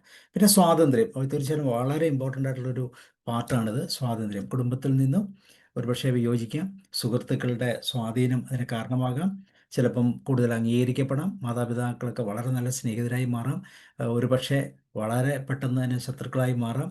ഇതൊക്കെ സാധ്യമായ ഒരു സമയമാണ്. അവിടെ സ്വാതന്ത്ര്യത്തിനെക്കുറിച്ചുള്ള പരീക്ഷണങ്ങളുടെ കാലഘട്ടമാണ്. അപ്പം അതുകൊണ്ട് തന്നെ വളരെയധികം ശ്രദ്ധിക്കണം. അവരുടെ സ്വാതന്ത്ര്യത്തെ നഷ്ടപ്പെടുത്താതെ, അത് ലംഘിക്കാതെ, എന്നാൽ ആ സ്വാതന്ത്ര്യത്തിൻ്റെ പരിധികൾ നമ്മൾ ഫിക്സ് ചെയ്തുകൊണ്ട് മുന്നോട്ട് പോകാൻ പറ്റുന്ന ഒരു കാലഘട്ടം, അത് കൃത്യം. പിന്നെ വേറൊരു പാർട്ട് ഇതാണ് ലൈംഗികമായ വിദ്യാഭ്യാസം. കാരണം ശാരീരികമായ വളർച്ചയ്ക്കൊത്ത് ലൈംഗികമായിട്ടുള്ള മാറ്റങ്ങൾ, ശരീരത്തിലുണ്ടാകുന്ന മാറ്റങ്ങൾ, റൊമാൻറ്റിക് അല്ലെങ്കിൽ ആകർഷണ സ്വഭാവം, ഇങ്ങനെയുള്ള കാര്യങ്ങളൊക്കെ ഇതൊക്കെ നൈസർഗികമായിട്ടുണ്ടാകുന്നതാണ്. ഇതിനൊന്നും ബ്ലോക്ക് ചെയ്യാൻ പറ്റത്തില്ല. അപ്പോൾ അതുകൊണ്ട് തന്നെ ആ സാഹചര്യങ്ങളെല്ലാം കൃത്യമായിട്ട് വിലയിരുത്താനും അങ്ങനെയുള്ള വിദ്യാഭ്യാസങ്ങൾ കൊടുക്കാനും ഒക്കെ ഉള്ള ഒരു അവസ്ഥ അല്ലെങ്കിൽ ഒരു രീതികളൊക്കെ പിന്തുടരേണ്ട കാലഘട്ടമാണ്. പലപ്പോഴും അതിനൊക്കെ മാതാപിതാക്കളുടെ ഭാഗത്തും ഒരുപക്ഷെ അധ്യാപകരുടെ ഭാഗത്തു നിന്നൊക്കെ പലതരം എന്താ പറയുന്നത്, മുന്നോട്ട് പോകാൻ പറ്റാത്ത രീതിയിൽ ഉള്ള ചില സാഹചര്യങ്ങളൊക്കെ ഉണ്ടാകാറുണ്ട്, നമ്മൾ പലപ്പോഴും കേട്ടിട്ടുണ്ട്. പിന്നെ ഇവിടെയാണ് കുറച്ച് മാനസികമായ പ്രശ്നങ്ങൾ കൂടുതലായിട്ടുണ്ടാകാനുള്ള സാധ്യത, പ്രത്യേകിച്ച് ഡിപ്രഷൻ അല്ലെങ്കിൽ ഇന്നത്തെ ദിവസത്തെ അല്ലെങ്കിൽ ഈ നിമിഷത്തെ ബേസ് ചെയ്തിട്ടുള്ള സ്ട്രെസ്സുകൾ, പിന്നെ കുറച്ച് ആങ്സൈറ്റികൾ, ഇങ്ങനെയുള്ള കാര്യങ്ങളെല്ലാം ഇവിടെ ഒരു പക്ഷേ കൃത്യമായിട്ട് ആത്മഹത്യാ പ്രവണതകൾ വരെ വരാൻ സാധ്യതയുള്ളൊരു കാലഘട്ടമാണെന്ന് വേണമെങ്കിൽ നമുക്കിതിനെ പറയാം. പിന്നെ വരാൻ സാധ്യതയുള്ളത് ഭക്ഷണപരമായിട്ടുള്ള കാര്യങ്ങൾ. ഭക്ഷണത്തിലൊന്നും കൂടുതൽ ശ്രദ്ധയില്ലാത്തൊരു കാലഘട്ടമാണ്. അവർക്ക് പിയറുമായിട്ട് ബന്ധപ്പെട്ട് കളിക്കണം, ചിരിക്കണം, ഇങ്ങനെയൊക്കെയുള്ള, അല്ലെങ്കിൽ ഇപ്പോഴത്തെ അവസ്ഥയിൽ പറയുകയാണെങ്കിൽ സോഷ്യൽ മീഡിയയുടെ അതിഭയങ്കരമായ സ്വാധീനമൊക്കെ ഉള്ളൊരു കാലഘട്ടമാണ്. അപ്പോൾ ഈ കാലഘട്ടത്തിൽ തീർച്ചയായിട്ടും ഭക്ഷണത്തിൽ ശ്രദ്ധിക്കാത്ത രീതിയിൽ അല്ലെങ്കിൽ പോഷകാംശങ്ങളുടെ കുറവ് വരുന്ന രീതിയിലുള്ളൊക്കെ ചില പ്രശ്നങ്ങളും പലപ്പോഴും കാണാറുണ്ട്. പിന്നെ നമുക്കെല്ലാവർക്കും അറിയുന്ന പോലെ മയക്കുമരുന്ന് പോലുള്ള അഡിക്ഷൻസിലേക്ക് കടന്നു പോകാനുള്ള, അതിന് ഒരു പക്ഷേ പിയർ പ്രഷറാകാം, എസ്കേപ്പിസം ആകാം, അതല്ലെങ്കിൽ മാതാപിതാക്കളുടെ ശ്രദ്ധയില്ലായ്മയാകാം, ഇതൊക്കെ സംഭവിക്കാം. അപ്പോൾ ഇങ്ങനെ അഡിക്ഷനിലേക്കൊക്കെ പോകാൻ, മയക്കുമരുന്നും സോഷ്യൽ മീഡിയയുടെ അഡിക്ഷനും മൊബൈൽ അഡിക്ഷനും ഒക്കെ ഇതിൻ്റെ അകത്ത് ഒരു പാർട്ടായിട്ട് തന്നെ. അപ്പോൾ ഇവിടെ കുറച്ച് തീർച്ചയായിട്ടും പിന്തുണയ്ക്കേണ്ട കുറേ കാര്യങ്ങളുണ്ട്, അവരെ സപ്പോർട്ട് ചെയ്യേണ്ട കുറേ. അപ്പോൾ തുറന്ന് ഇങ്ങനെയുള്ള കാര്യങ്ങളെക്കുറിച്ച് എന്താണ് സോഷ്യൽ മീഡിയ ഉപയോഗിക്കുന്നതിനെക്കുറിച്ചുള്ള അഭിപ്രായം എന്ന് തന്നെ കുട്ടിയോട് ചോദിച്ച് കുട്ടികളിൽ നിന്നൊരു അഭിപ്രായം ഉണ്ടാക്കുക. അല്ലെങ്കിൽ മയക്കുമരുന്നുകൾ എന്താണ് അത് ശരീരത്തിലുണ്ടാകുന്ന പ്രശ്നങ്ങൾ, ഇങ്ങനെയുള്ളതിനെക്കുറിച്ച്, ഇങ്ങനെയുള്ള ഭയങ്ങളെക്കുറിച്ചും സംശയങ്ങളെക്കുറിച്ചും ഒക്കെ തുറന്ന സംവാദം അത് വളരെ ഇമ്പോർട്ടൻ്റ് ആണ്. അവിടെ നേതൃത്വം നൽകിക്കൊണ്ട് കുട്ടികളുടെ മനസ്സിലുണ്ടാകുന്ന ചിന്തകളെ കറക്റ്റ് ചെയ്യുക. ഇപ്പോൾ പലപ്പോഴും ശ്രദ്ധിച്ചു കാണും, മയക്കുമരുന്നിൻ്റെ ഇതൊക്കെ പറയുമ്പോൾ അടുത്ത പരീക്ഷയ്ക്ക് ഏറ്റവും കൂടുതൽ മാർക്ക് കിട്ടാൻ പറ്റുന്ന ഏറ്റവും നല്ലൊരു പാർട്ടാണിത്, അല്ലെങ്കിൽ ഒരു ഗുളികയാണിത് എന്ന് പറഞ്ഞ് പോലും കൊടുക്കുന്ന കാലഘട്ടത്തിൽ ആണ് നമ്മൾ ജീവിക്കുന്നത്. അപ്പോൾ ഇതിനെക്കുറിച്ചൊക്കെ നല്ലൊരു ബോധ്യം കൊടുക്കുക എന്നുള്ളതൊക്കെ സപ്പോർട്ടിങ് എന്ന് പറയുന്നൊരു തലത്തിൽ വളരെ ശ്രദ്ധേയമായ ഒരു കാര്യമാണ്. പിന്നെ വളരെ പ്രത്യേകം മാനസികാരോഗ്യത്തെക്കുറിച്ചുള്ള വിദ്യാഭ്യാസങ്ങളാണ്. സ്ട്രെസ് മാനേജ്മെൻറ്റ്, മെഡിറ്റേഷൻ, ഇങ്ങനെയുള്ള തലങ്ങൾ, ശാരീരികവും മാനസികവുമായ തലങ്ങളിൽ കൃത്യമായിട്ടുള്ള വിദ്യാഭ്യാസം കൊടുക്കുക, അല്ലെങ്കിൽ ആ റുട്ടീൻസ് കൊടുക്കുക. സ്ട്രെസ് എങ്ങനെ മാനേജ് ചെയ്യാം, എങ്ങനെയാണ് സ്ട്രെസ് ഉണ്ടാകുന്നത്, മെഡിറ്റേഷൻ കൊണ്ടുള്ള പ്രത്യേകതകൾ എന്തൊക്കെയാണ്, വേറെ ഒന്നും വേണ്ടില്ലെങ്കിലും ബ്രീത്തിങ്ങിൻ്റെ പ്രത്യേകതകൾ എന്തൊക്കെയാണ്. അപ്പോൾ ഇങ്ങനെയുള്ള സാഹചര്യങ്ങളൊക്കെ കൃത്യമായിട്ട് വിലയിരുത്തിക്കൊണ്ട് ഈ സമയത്ത് നമുക്ക് കൊടുക്കാൻ പറ്റും. പിന്നെ വിദഗ്ധമായ കൗൺസിലിംഗ് അല്ലെങ്കിൽ സൈക്കോളജിസ്റ്റിൻ്റെയൊക്കെ സഹായം, ഒരു കൗൺസിലറിൻ്റെ സഹായമൊക്കെ കൊടുക്കാൻ പറ്റുന്ന ഏറ്റവും ഉത്തമമായ സമയം. കാരണം വഴി തെറ്റിപ്പോകാനുള്ള സാധ്യതകൾ, തെറ്റുകൾ മനസ്സിലാക്കാൻ പറ്റാത്ത സാഹചര്യങ്ങൾ, തിരിച്ചറിയൽ കുറയുന്ന ഈ സമയത്തൊക്കെ തീർച്ചയായിട്ടും ഒരു മെൻറ്റർ അല്ലെങ്കിൽ ഒരു കൗൺസിലർ അല്ലെങ്കിൽ ഒരു സൈക്കോളജിസ്റ്റ്, അവരുടെയൊക്കെ സഹായങ്ങൾ കൊടുക്കാൻ പറ്റുന്ന ഒരു കാലഘട്ടമാണ്. അപ്പോൾ ഇങ്ങനെ ഈ പറയുന്ന 4 സ്റ്റേജുകളിലും കുട്ടികൾക്ക് കൊടുക്കാൻ പറ്റുന്ന ഏറ്റവും പ്രത്യേകതയുള്ളത് തന്നെ കൊടുത്തുകൊണ്ട് മുന്നോട്ട് പോകാൻ മാതാപിതാക്കളും അതുപോലെ തന്നെ ഈ പറയുന്ന രീതിയിൽ അധ്യാപകർക്കൊക്കെ സാധിക്കുമ്പോഴാണ് ഒരു ശരിക്കും മാനസികാരോഗ്യത്തിൻ്റെ തലത്തിലേക്ക് നമ്മൾ നടക്കുന്നത് എന്നുള്ളതാണ് ഇതിൻ്റെ ഏറ്റവും വലിയ പ്രത്യേകത. അപ്പോൾ എങ്ങനെ ഈ മാനസികാരോഗ്യത്തെ കുട്ടികൾക്ക് അനുകൂലമായ രീതിയിൽ നമുക്ക് എത്തിച്ചു കൊടുക്കാൻ പറ്റും എന്നുള്ളത് തന്നെയാണ് ഇന്നത്തെ ഒരു ചർച്ചാ വിഷയമായിട്ട് നമ്മൾ എടുക്കുന്നത്. അപ്പോൾ ഇത്രയും കാര്യങ്ങളാണ് ഏകദേശം നമ്മൾ 4 സ്റ്റേജുകളിലൂടെ നമ്മളൊന്ന് അനലൈസ് ചെയ്തത്. ഓരോ സ്റ്റേജിൻ്റെയും ഭാഗമായിട്ട് നമ്മൾ നടത്തേണ്ട കാര്യങ്ങളെക്കുറിച്ചൊക്കെ നമ്മൾ ഏകദേശം ഒന്ന് പ്രസ്താവിച്ചു. ആദ്യത്തെ സ്റ്റേജ് എന്ന് പറയുന്നത് നമ്മളുടെ ശൈശവാവസ്ഥയിലാണ്. 0 മുതൽ 2 വരെ, 0 മുതൽ 2 വരെയുള്ള കാലഘട്ടത്തിൽ തീർച്ചയായിട്ടും ശ്രദ്ധിക്കേണ്ട കുറേ കാര്യങ്ങളെക്കുറിച്ചാണ് നമ്മൾ പറഞ്ഞത്.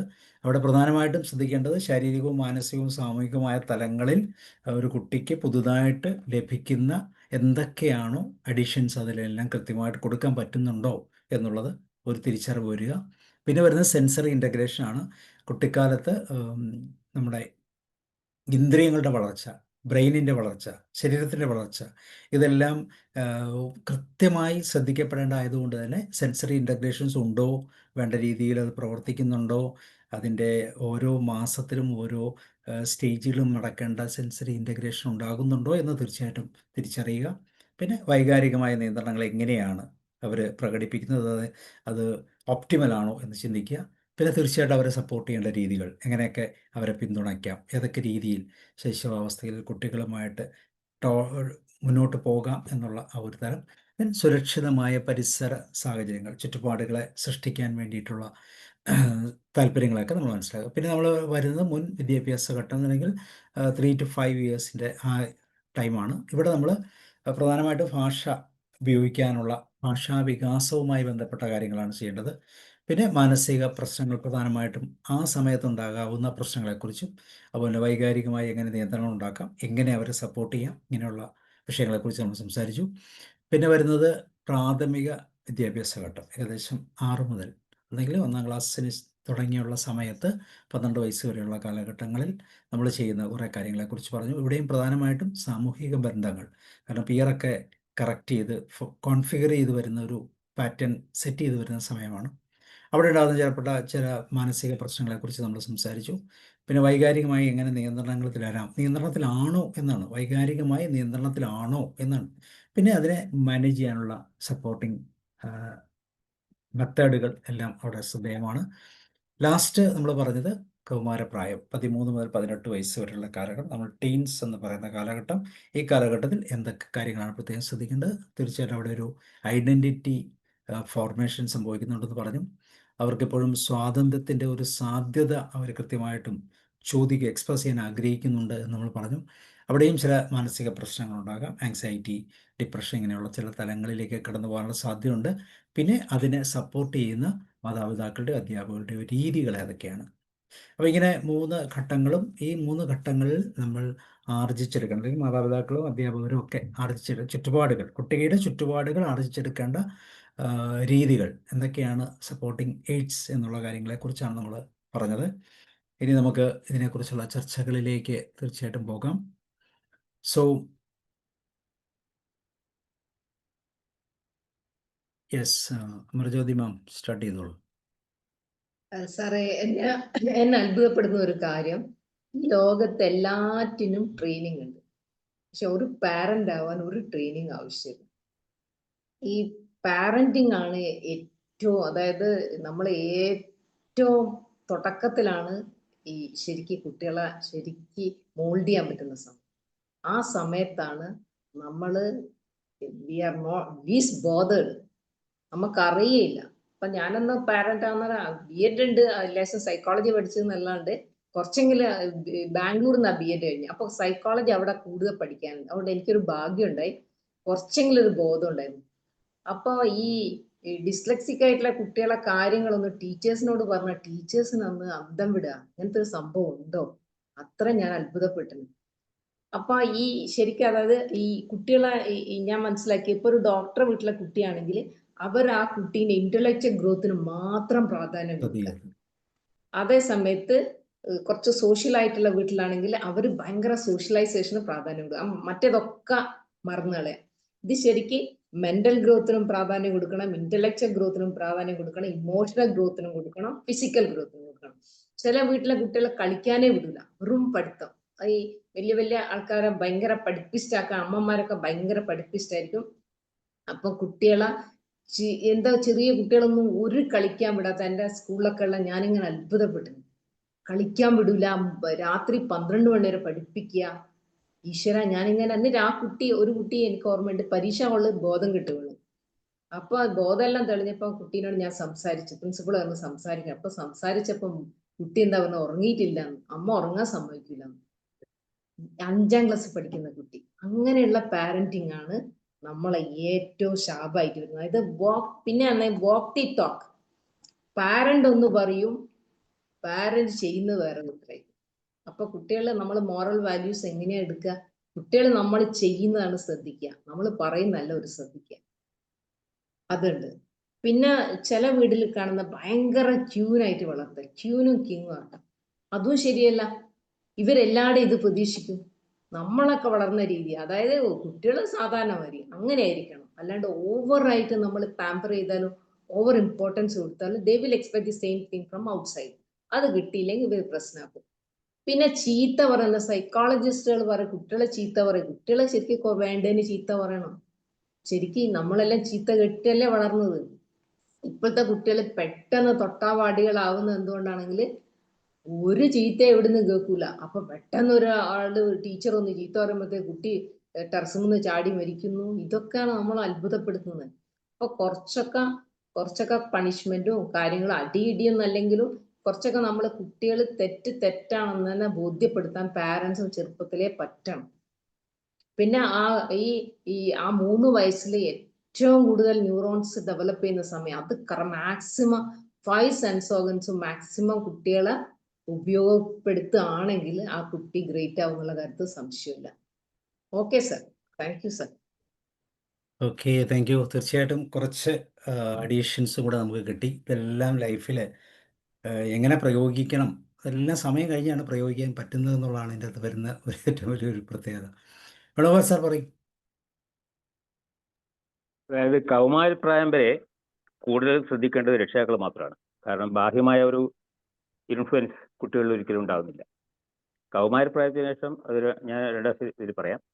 ആദ്യത്തെ സ്ഥിതിയിൽ പേരൻസ് ഈ ശൈശവപ്രായം കഴിഞ്ഞിട്ട് കൗമാരപ്രായം എത്തുന്നവരെ പേരൻസ് കൂടുതൽ വിജിലൻ്റ് ആയിരിക്കണം. കാരണം പേരൻസ് ആണ് മോഡലാവേണ്ടത്. കുട്ടികളെ നമ്മൾ ഇന്നത് ചെയ്യണം എന്ന് നമ്മൾ ഉപദേശിക്കല്ല വേണ്ടത്. നമ്മൾ ചെയ്ത് മാതൃക പേരൻസ് ആയി കഴിഞ്ഞാൽ പിന്നെ ആ പ്രായത്തിലൊക്കെ അച്ഛനമ്മമാർ ചെയ്യുന്നത് നോക്കിയിട്ടാണ് കുട്ടികൾ പഠിക്കുന്നത്. അതുകൊണ്ട് ഒരുപാട് ഉത്തരവാദിത്വം ഉള്ള ഒരു സമയമാണിത്, കൗമാരപ്രായം വരെ കൂടുതൽ.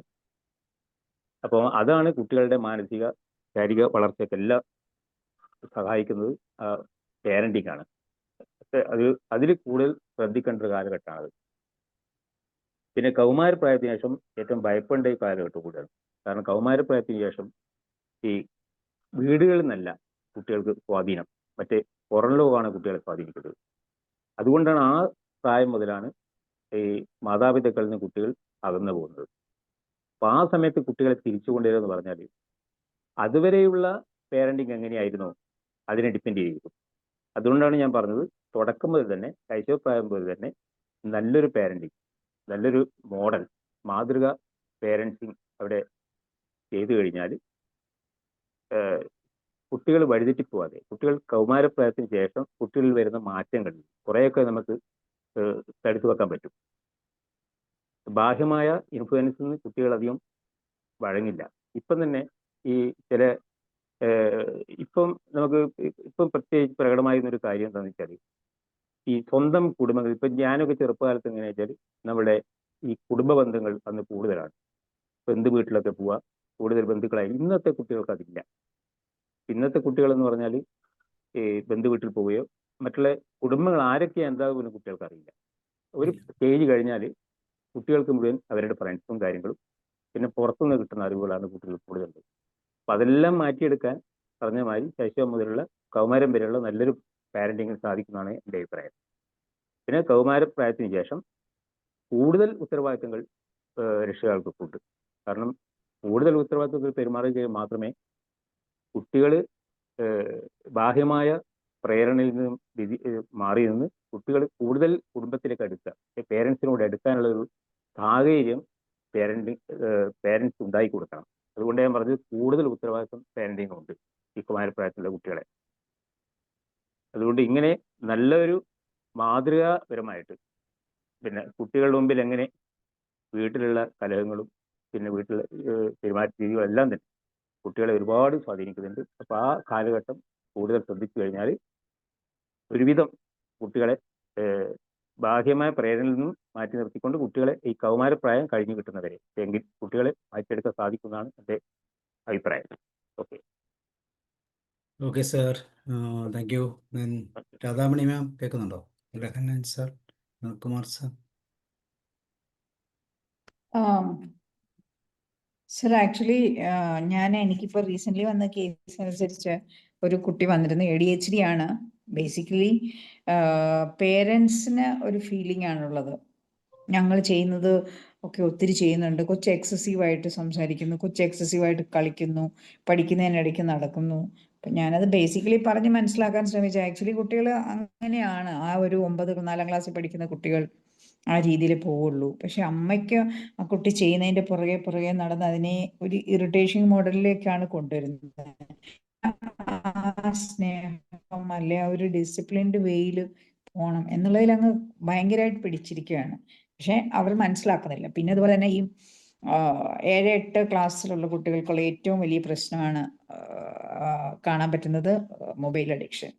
അവര് ഗെയിം കളിച്ച് അവരുടെ സ്കൂളിലെ തന്നെ കുട്ടികൾ 7-8 കുട്ടികളുമായിട്ട് ഒരുമിച്ച് ഒരു ഗ്യാങ്ങായി സ്വന്തം അമ്മയോട് പോലും വഴക്കുണ്ടാക്കുക. ഇപ്പൊ ഇന്ന് സാർ പറഞ്ഞ പോലെ തന്നെ അവര് തന്നെ ഒരു സൂയിസൈഡൽ ടെൻഡൻസി കാണിക്കുക, മുകളിലേക്ക് കയറി ചാടാൻ പോവാണ്, എനിക്ക് മൊബൈൽ തന്നില്ല ഞാൻ ഇപ്പൊ ചാടും, ആ ഒരു നേച്ചറിലേക്ക് പോകുന്നു എന്നുള്ളതാണ്. അപ്പൊ ഇന്നത്തെ ഏറ്റവും വലിയ ഒരു മാതാപിതാക്കൾക്ക് ഒരു ഭീഷണി എന്ന് പറയുന്നത് ഈ സോഷ്യൽ മീഡിയ തന്നെയാണ്.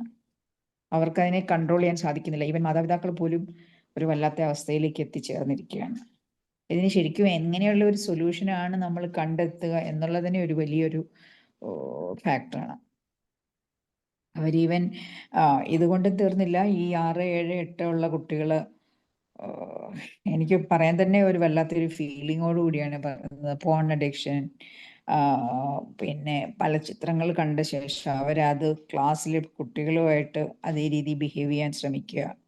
അതൊക്കെ വളരെ ഒരു വലിയൊരു ഭീഷണി പോലെയാണ് ഇന്നത്തെ കുട്ടികളുടെ ബിഹേവിയർ ഒക്കെ. മാതാപിതാക്കൾ അതിൽ കുറച്ചേറെ ശ്രദ്ധിച്ചില്ലെങ്കിൽ സാധിക്കില്ല. പക്ഷെ അവരെക്കുറിച്ച് നമ്മൾ പണ്ടൊക്കെ ഞാൻ ചിന്തിക്കുമായിരുന്നു, മാതാപിതാക്കൾ എന്തുകൊണ്ട് ശ്രദ്ധിക്കുന്നില്ല, അല്പം ശ്രദ്ധിച്ചുകൂടെ. പക്ഷെ ഇന്ന് മനസ്സിലാക്കാൻ സാധിക്കുന്നുണ്ട്, രണ്ടുപേരും ജോലിക്കാരാണ്. അവർ ജോലി കഴിഞ്ഞ് വരുമ്പോൾ തന്നെ മണി 6, 6:30 ആവുന്നു. അപ്പൊ അവർക്കൊരു പുതിയ സിസ്റ്റം ഇപ്പോൾ ഉണ്ടാക്കി വെച്ചിരിക്കുകയാണ്. ട്യൂഷൻ സെന്ററിൽ കൊണ്ടുവിടുക. അവർ വിട്ട് കഴിഞ്ഞാൽ അവരുടെ ജോലിയിൽ ആ കുട്ടികൾ എന്ത് പഠിച്ചു പഠിച്ചില്ല എന്നുള്ളത് അവർ അന്വേഷിക്കുന്നില്ല.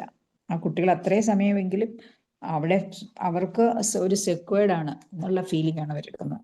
അപ്പം പണ്ടൊക്കെ ഞാൻ ചിന്തിച്ചിരുന്ന ആ ഒരു ചിന്തയിൽ പോലും എനിക്ക് പോലും മാറ്റം വന്നു. പേരൻസിനെയും നമുക്ക് ഇന്ന് കുറ്റം പറയാൻ വയ്യ. കാരണം കുട്ടികൾ പറയുന്നത്, നിങ്ങൾ സ്കൂളിൽ പോയി പറഞ്ഞാൽ ഞാൻ നിങ്ങളുടെ എഗെയിൻസ്റ്റ് ആവും. എൻ്റെ അടുക്ക മിനിങ്ങാന്ന് വന്ന കുട്ടിയാണ്. ആ കുട്ടി പോലീസ് സ്റ്റേഷനിൽ 3 പ്രാവശ്യം വിളിച്ചു അമ്മയ്ക്ക് എഗെയിൻസ്റ്റ് ആയിട്ട്. എന്താണ് പറയുക, ഒരു മറുപടി ഇല്ല. 7ാം ക്ലാസ്സിൽ പഠിക്കുന്ന കുട്ടിയാണ്. അതാണ് ഇന്നത്തെ ഒരു ലൈഫ്. എനിക്ക് എന്താണ് ഒരു മറുപടി എന്നെനിക്ക് it's really sad to say. And at the same time ഞാൻ പറയാൻ ഉദ്ദേശിക്കുകയാണ്, I am so lucky that കുട്ടികളൊക്കെ വളർന്നു വലുതായല്ലോ എന്നുള്ളതും. കാരണം നമ്മൾക്ക് ഒരു സെർട്ടൈൻ ഫാക്ട് നമ്മൾ പറയുന്നതൊക്കെ കേട്ട് പഠിക്കാനും അവരൊക്കെ ആ നിലയിൽ എത്തിച്ചേർന്നതിൽ വളരെ സന്തോഷവും. ഇതെല്ലാം ഒന്നും ഇല്ല സർ പറയാൻ. വളരെ ഒരു വലിയൊരു ഭീഷണിയിലേക്കാണ് ഇന്ന് നമ്മളുടെ പോക്ക്. Okay, thank you ma'am. Okay, ഇനി വേറെ ആരുള്ള? ശോഭന മാം, അനിൽകുമാർ സാർ. ഓക്കെ, പറയൂ. സാറേ, സാറിൻ്റെ ക്ലാസ് വളരെ നല്ല രീതിയിൽ സാറിനോട് അവതരിപ്പിച്ചു. അതിന് എല്ലാ അപ്രീസിയേഷൻ നൽകുകയാണ്. പിന്നെ ഇവിടെ പറഞ്ഞ അമർ ജ്യോതി മാഡവും മറ്റേ ഇപ്പം അടുത്ത പറഞ്ഞ നമ്മുടെ രാധാമണി മാഡവും ഒക്കെ പറഞ്ഞതും എല്ലാം വന്നിട്ടുണ്ടെങ്കിലും അതിനെ ഒന്നും കൂടെ ഊന്നി പറയുകയാണ്. അതായത് നമ്മൾ ഈ കുട്ടികളുടെ മാതാപിതാക്കളിനകത്ത് വളരെ ശ്രദ്ധിക്കണം എന്ന് പറഞ്ഞു. അപ്പോൾ കൂടുതൽ പുള്ളി ക്രിമിനൽ വാസനകളിലൊക്കെ പോകാതിരിക്കുവാനും ഇതുപോലുള്ള അഡിക്ഷനിലും ഒക്കെ പോകാതിരിക്കാനും അവരിലായിട്ടുള്ള ഇൻബോണായിട്ടുള്ള ഈ ആർട്ട് ആൻഡ് കൾച്ചർ അതിലേക്ക് അവർക്ക് താല്പര്യമുള്ളവരെ അതിനെ അനുവദിക്കുക. അപ്പോൾ അങ്ങനെയാകുമ്പോൾ അവർക്ക് മറ്റു കാര്യങ്ങളിൽ പോകാൻ സാധ്യത കുറവാണ്. സംഗീതം, ഡാൻസ് ഉണ്ടെങ്കിൽ അല്ലെ അങ്ങനെയുള്ള ഇൻസ്ട്രുമെൻറ്റ്സ് വായിക്കാനായാലും. ഇപ്പോൾ നമ്മുടെ യേശുദാസൊക്കെ നമ്മൾ SLC കഴിഞ്ഞിട്ട് പുള്ളിയെ വലിയ എഞ്ചിനീയർ ആക്കാനോ ഒരു ഡോക്ടർ ആക്കാനോ ഒക്കെ നോക്കിയിരുന്നെങ്കിൽ അദ്ദേഹം ഇത്രയും വലിയ പേര് കേട്ട നല്ലൊരു സംഗീതജ്ഞനും നമ്മൾ ഇഷ്ടപ്പെടുന്ന ഒരു വലിയ ആളായി തീരാനും സാധിക്കുമായിരുന്നില്ല. അതുപോലെ നമ്മുടെ SB ബാലസുബ്രഹ്മണ്യത്തിൻ്റെ ചരിത്രം വായിച്ചു കഴിഞ്ഞപ്പോൾ അദ്ദേഹത്തെ എഞ്ചിനീയർ ആക്കാനാണ് അദ്ദേഹത്തിൻ്റെ പിതാവ് ആഗ്രഹിച്ചത്. പക്ഷേ അതൊന്നും കംപ്ലീറ്റ് ചെയ്യാതെ കണ്ട് പുള്ളി സംഗീതത്തിൽ പോയി ഇത്രയും പേരെടുത്ത് വലിയൊരു ആളായിട്ട് തീർന്നു. അതുപോലെ നമ്മളിത് കഴിഞ്ഞ ദിവസം ഒരു കഥയിൽ പറയുകയുണ്ടായി. അവന് താല്പര്യം പഠിത്തത്തിലായിരുന്നില്ല. അപ്പോൾ അവനെന്തായി, ആ കഥയുടെ കാര്യം ഞാൻ അവിടെ എടുത്ത് പറയുന്നില്ല.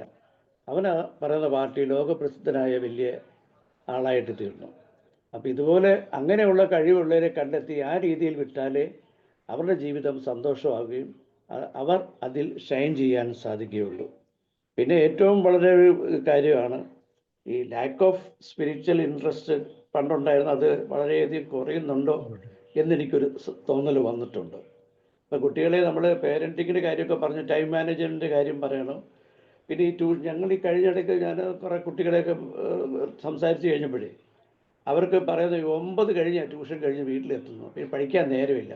1 മണിക്കൂർ പോലും 10ാം ക്ലാസ്സിൽ പഠിക്കുന്ന ഒരു കുട്ടി പറഞ്ഞതാണ്, പഠിക്കാൻ നേരമില്ല സാറേ. രാവിലെ എഴുന്നേറ്റാൽ കണക്ക് പഠിക്കാൻ പോയി, കണക്ക് ട്യൂഷൻ, ഫിസിക്സിന് ഉച്ച കഴിഞ്ഞ് വൈകുന്നേരം വന്നു കഴിഞ്ഞാൽ ഇംഗ്ലീഷ് ട്യൂഷൻ. 10ാം ക്ലാസ്സിൽ പഠിക്കുന്ന മോനെ എത്രയാണ് മണിക്കൂറൊക്കെ പഠിക്കാൻ കിട്ടും ചോദിച്ചു കഴിഞ്ഞപ്പോൾ സാറ് 1 മണിക്കൂറേ കിട്ടുകയുള്ളൂ. ഇതാണ് വേറെ മനസ്സിലാക്കുന്നത്.